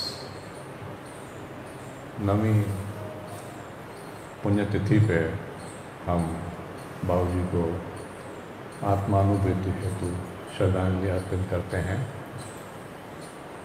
बाबूजी से मेरा मिलना करीब 20 साल पहले हुआ था और उस समय ऐसा ध्यान नहीं था कि तत्व का सूक्ष्म विचार कैसे किया जाए।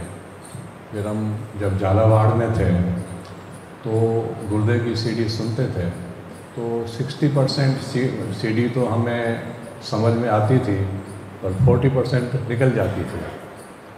40% में ऐसा देखा कि सुपर प्रकाशक जो है वो हमारे ध्यान में नहीं आ रहा है, सुपर प्रकाशक।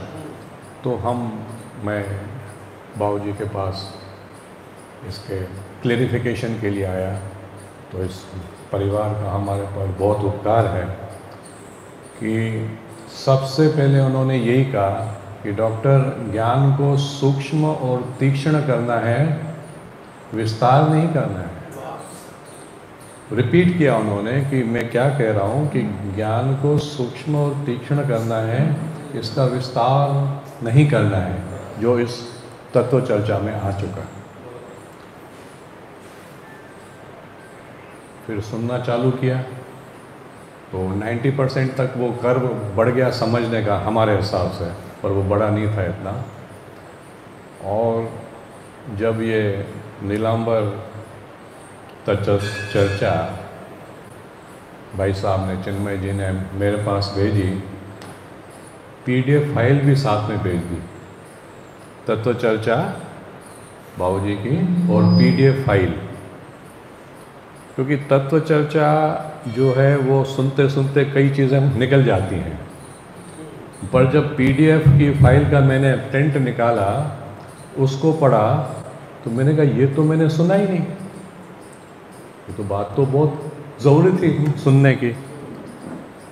तो जैसे जैसे नंबर 1 से लेकर नंबर 22 तक तत्व चर्चा आती गई, पीडीएफ फाइल आती गई, तो मैंने करीब 4 बार सुना और 4 बार पढ़ा, उसको अंडरलाइन करते हुए। तो बात थोड़ी सी ध्यान में आने लगी कि ये बात तो यही सही है। क्योंकि मेरा जो 40 साल का एक्सपीरियंस है, 1983 से मैं इस साइड आया हूँ,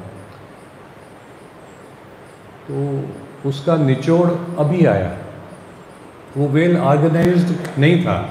हम तो सोनगढ़ ही जाते थे ज़्यादातर, वहाँ ही अनुभवी पुरुष हैं, गुप्त रूप से रहते हैं, उनका भी सुना।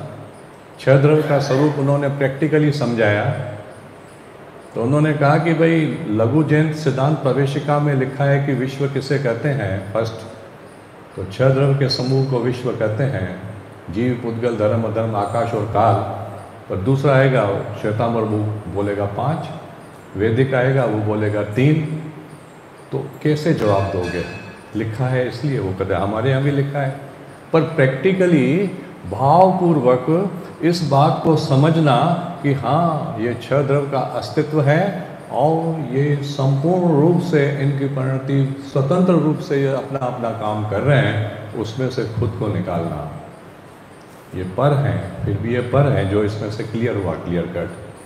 तो इस प्रकार मैंने पीडीएफ फाइल से सब जो मेन स्वाध्यायी थे उनको भेजना शुरू किया और 22 करीब 20 या 25 PDF फाइल मैंने बनाई और जैसे जैसे आता गया नेक्स्ट डे ही मैंने उनको भेजा। उन्होंने, अब सबको तो ये बात ध्यान में आती नहीं, जो अभ्यासी हैं जिनको 6 द्रव्य 7 तत्व 9 पदार्थ का और कुछ प्रिंसिपल्स ध्यान में हैं, उनको जब ये बात आती थी ध्यान में तो उन्होंने कहा कि ऐसी बात तो हमने कभी सुनी नहीं। इसी प्रकार जब यहाँ पंच कल्याणक हुआ तो पूज्य लालचंद भाई मोदी साहब का मैंने 2 भूल 500 के करीब मैंने, हाँ, 2 भूल मैंने सबको दी। तो 2 भूल में कर्ता बने की भूल पर के प्रति और ज्ञाता करने की भूल पर के प्रति। तो 6 महीने का कोर्स उन्होंने बताया भाई 3 महीने का ये और 3 महीने का ये। तो उन्होंने भी कहा भाई कर्ता बने की भूल तो फिर भी निकल जाती है भाई, ये पर है। इवन वहाँ तक कि शुद्ध पर्याय भी मेरी नहीं है, मैं तो ज्ञायक पिंड हूँ। पर ज्ञाता बने की भूल निकालना बहुत मुश्किल है, जो इसमें से निकली है। नीलांबर चर्चा से जो निकली है, ज्ञानी तो बता देते हैं, पर जो क्रम था ज्ञेयाकार, ज्ञानाकार, सामान्य ज्ञान, ज्ञायकाकार और ज्ञायक। फिर ज्ञायक से भी आगे बढ़े कि केवल ज्ञायक से नहीं भैया, ये तो चिन्ह मात्र हूँ, चिन्मय रूप चिन्ह मात्र हूँ कि ज्ञान की गांठ खोल दी और अनंत रत्न ज्ञायक में जो शुद्ध आत्मा में पड़े हैं, अनंत रत्न सामने आ जाते हैं। ऐसा है, ये गजब है। मेरी भी यही आपसे प्रार्थना है कि इतने बड़े महानुभाव पंडित लोग बैठे हैं समझाने वाले, इसको समझें, पहले सुने, फिर पढ़ें, वापस सुने, फिर पढ़ें, और जहाँ क्लेरिफिकेशन नहीं हो वहाँ जो ज्ञानी हैं उनसे समझें इस बात को। 100% श्योरिटी है कि आपको आत्मानुभव हो जाए। क्यों?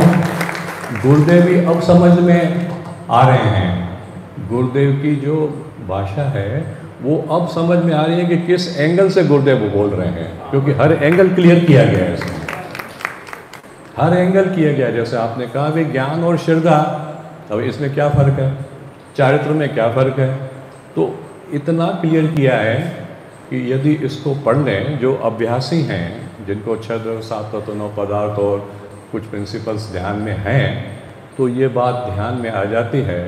इसलिए मेरी आपसे ये नम्र प्रार्थना है कि आप इनको पढ़ें। 22 प्रवचन हैं, इसको पढ़ें, समझें और अपने में समा करके निकल जाना है। हमारे तो पूज्य शांति भाई बोलते थे कि मैं वर्तमान में ही परिपूर्ण हूँ, वही बोलिए, तो मैं तेरी राह हूँ, तेरी राह हूँ, तेरी ही राह हूँ। इसलिए शांत होकर के इस काम करके निकल जाने का है। निकला हुआ ही हूँ, ये समझना है। धन्यवाद।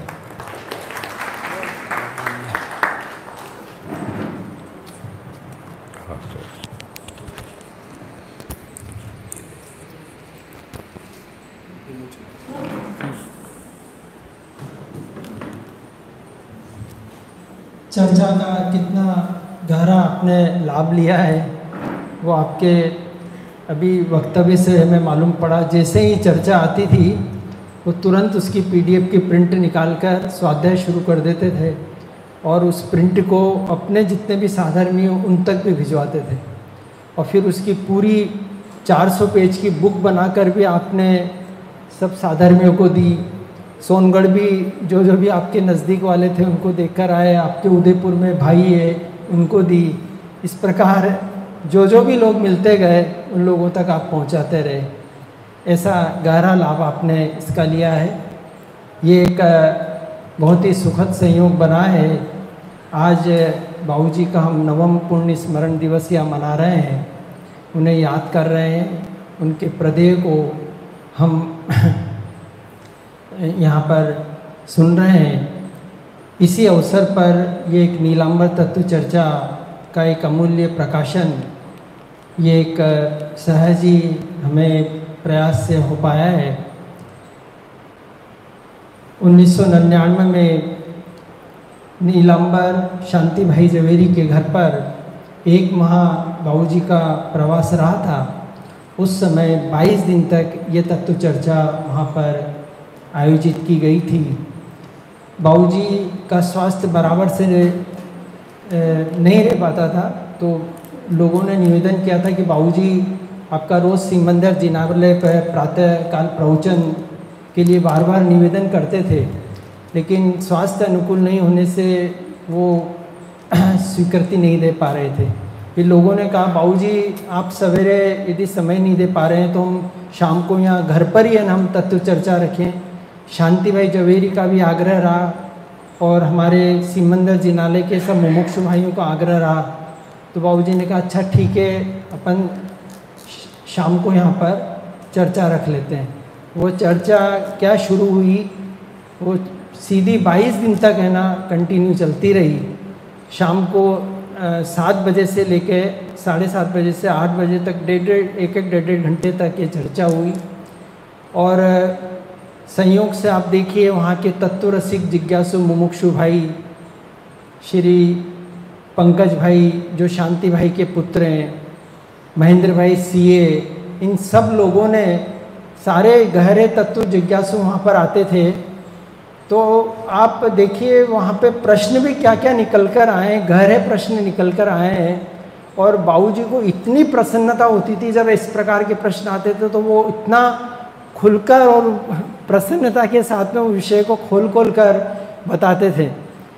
उनको भी जब बार बार खोद कर है ना जिज्ञासु प्रश्न करते थे, बाबूजी भी उसका उतना गहराई से विवेचन कर के उस प्रश्न का समाधान करते थे।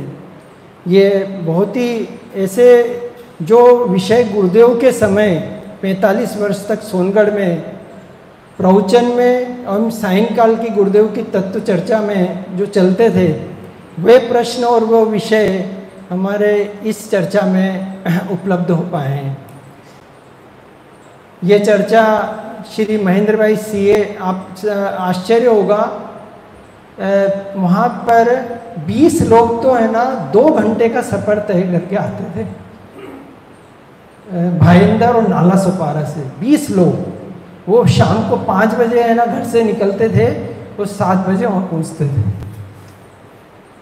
और 2 घंटे उनको जाने में लगते थे। ऐसे 200-250 लोग रोज़ वहाँ पर उपस्थित होते थे। नीलिमा दीदी भी वहीं पर ही थी, मैं भी था वहाँ पर कुछ दिन के लिए। और ये चर्चा शुरू हुई, सभी लोग जिज्ञासु इकट्ठे हुए।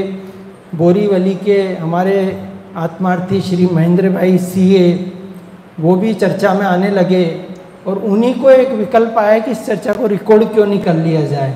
तो स्वयं ही एक अपना टेप रिकॉर्ड लेकर आते थे और उस चर्चा को वहाँ पर रिकॉर्ड करते थे। आप देखिए यदि वो रिकॉर्ड नहीं करते तो आज ये चर्चा हमारे पास कहाँ उपलब्ध होता। तो ये चर्चा हमारे लिए अमर हो गई। उसके पश्चात हमने इसको डीवीडी में रखा और अभी जब नया कंसेप्ट आया तो यूट्यूब पर अब हमने इसको लोड किया। तो यूट्यूब पर हमारे विक्रांत जी ने सबसे पहले सूक्ष्म तत्व चर्चा नीलांबर के नाम से 2 साल पहले यूट्यूब पे डाली। आप देखिए उसको इतना लोग सुनने लगे और उसके लिए प्रश्न आने लगे। फिर उसके बाद अभी उसको है ना लोगों की भावना आने लगी कि भाई इसको है ना सबटाइटल भी कर दिया जाए, क्योंकि कुछ शब्द समझ में नहीं आते तो सामने लिखा हुआ आएगा तो हमें बहुत अच्छा लगेगा। तो इसका एक सहज ही है ना हमारे इंदौर के मुमुक्षु परिवार की एक बहन है मंजूषा जी, उनको भाव आया कि इस चर्चा को बहुत गहरी तत्व चर्चा है तो हमें इसको है ना सबटाइटल करके यूट्यूब पे वीडियो फॉर्मेट में हमें डालना चाहिए। तो वो इसका सबटाइटल करने के लिए लिखना पड़ता है, टाइपिंग करना पड़ता है, पूरी चर्चा को जिस प्रकार से बुक होती है वैसी तैयार करना पड़ता है। ये कार्य शुरू हुआ तो उन्होंने अपने साथ में उनकी टीम के 8-10 लोगों को लिया और सब लोगों को लेकर इस चर्चा को सबटाइटल और पीडीएफ को तैयार किया।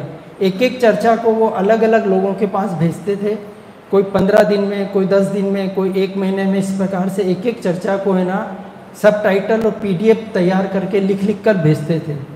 इस प्रकार से फिर उसको मंजूषा जी जो जैन वहाँ पर हैं वो इसको है ना सब टाइटल करके और वीडियो फॉर्मेट में लोड करके और उसके साथ में जो लिखा गया है उसकी PDF भी साथ के साथ आ जाती थी। तो उस PDF को भी है ना साथ में दे देते। उस PDF का कंसेप्ट ये है कि हम अपने पास में उसका प्रिंट निकाल सकते हैं।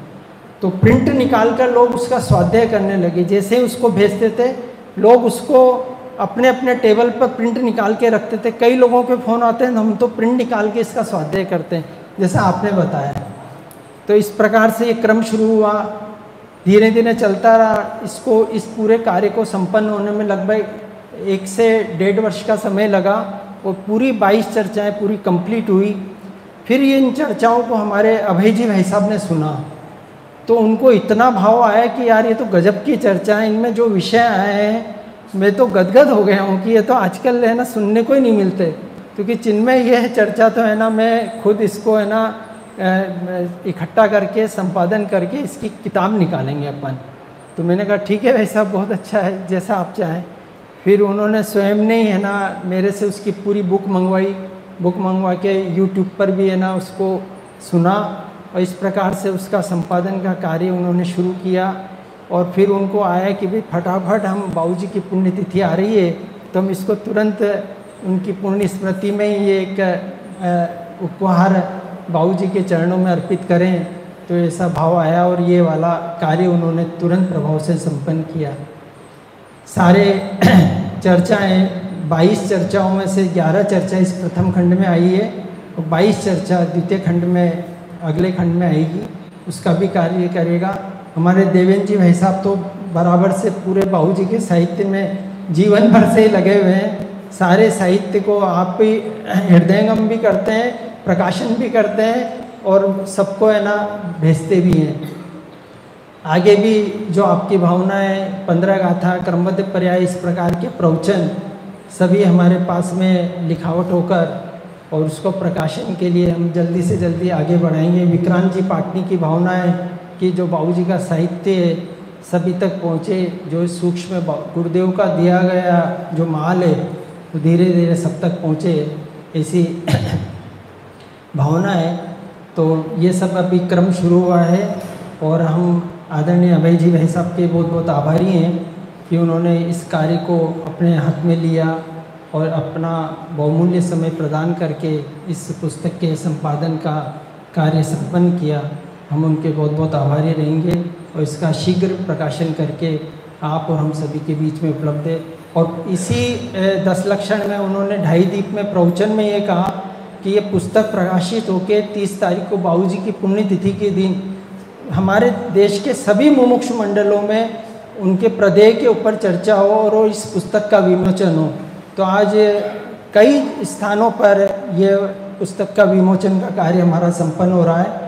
और कल हमारे मुमुक्षु समाज का सबसे बड़ा ट्रस्ट है कुन काहन दिगंबर जैन तीर्थ सुरक्षा ट्रस्ट, उसका कल बॉम्बे में 50वां स्वर्ण जयंती समारोह था।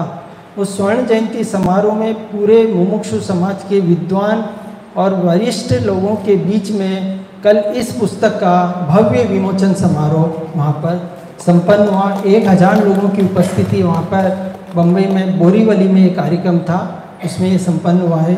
और आज हम जहाँ बाबूजी जीवन भर प्रवचन करते रहे उसी स्थान पर हमारे विद्वान अतिथिगणों के सानिध्य में हम इस पुस्तक का यहाँ पर आप सभी के सामने विमोचन कर रहे हैं।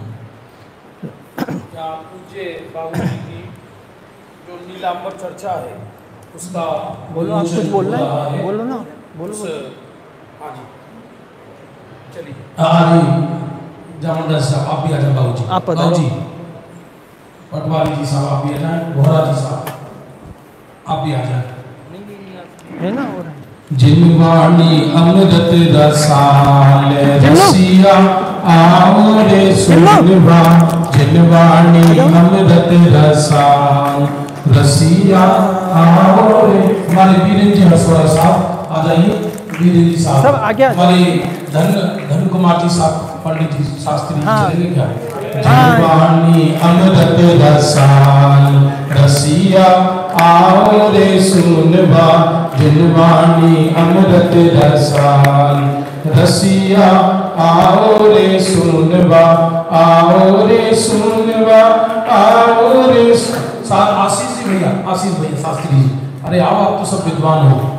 जो जिनवानी भैया भाई साहब आप भी आ जाओ, मेरे नाम भूल जाता हूँ। हाँ जल्दी जल्दी सभी शास्त्री विद्वान आ जाए। जो जिनवाणी सुन हर सावे, जो जिनवाणी पर हर सावे, निश्चय ही वे भव्य कहावे, निश्चय ही वे भव्य फोटो ले लेना, कहावे। फोटो। आत्म की चर्चा महान भव्यो आओ रे सुनवा, आत्म की चर्चा महान। हाँ हमारे प्रेम जी साहब जो पहले बहुत स्वाध्याय कराया है, बाबूजी के भगत रहे हैं, हमारे प्रेम जी साहब आइए, बहुत लेख लिखते रहते हैं, बाबूजी के प्रति बड़ी श्रद्धा है इनको। जिनवाणी अमृत रसान रसिया आओ रे सुन, मंगलम भगवान वीरो, मंगलम गौतमो गणी, मंगलम कुंद कुंदाद्यो, जैन धर्मोस्तु मंगलम, सर्व मंगल मांगल्यम, सर्व कल्याण कारकम, प्रधानम सर्व धर्माणाम, जैनम जयतु शासनम, जैनम जयतु शासनम, जैनम जयतु शासनम। बोलो जैन शासन की, जिनवाणी माता की, पूज्य गुरुदेव श्री काजी स्वामी की। रात्रि का कार्यक्रम, हाँ अभी जिनवाणी स्तुति के लिए खड़े हो। रात्रि का कार्यक्रम बता दो पहले आप बता। रात्रि को हमारी स्मरण सभा है, आप सभी से निवेदन है बराबर से पधारें और सभी अपने संस्मरण बोलेंगे, हमें बहुत अच्छा लगेगा। आप लेकर आए अपने संस्मरण 8 बजे से, सायंकाल 8 बजे से, और सभी को सूचित भी करें आने के लिए। निज निधि निज में बताई उपकार है, इसके लिए जिनवाणी माँ को मंगलाक्षत बार है। वाणी के ज्ञानते सूझे लोकालो, सोवाणी मस्तक नमो सदा।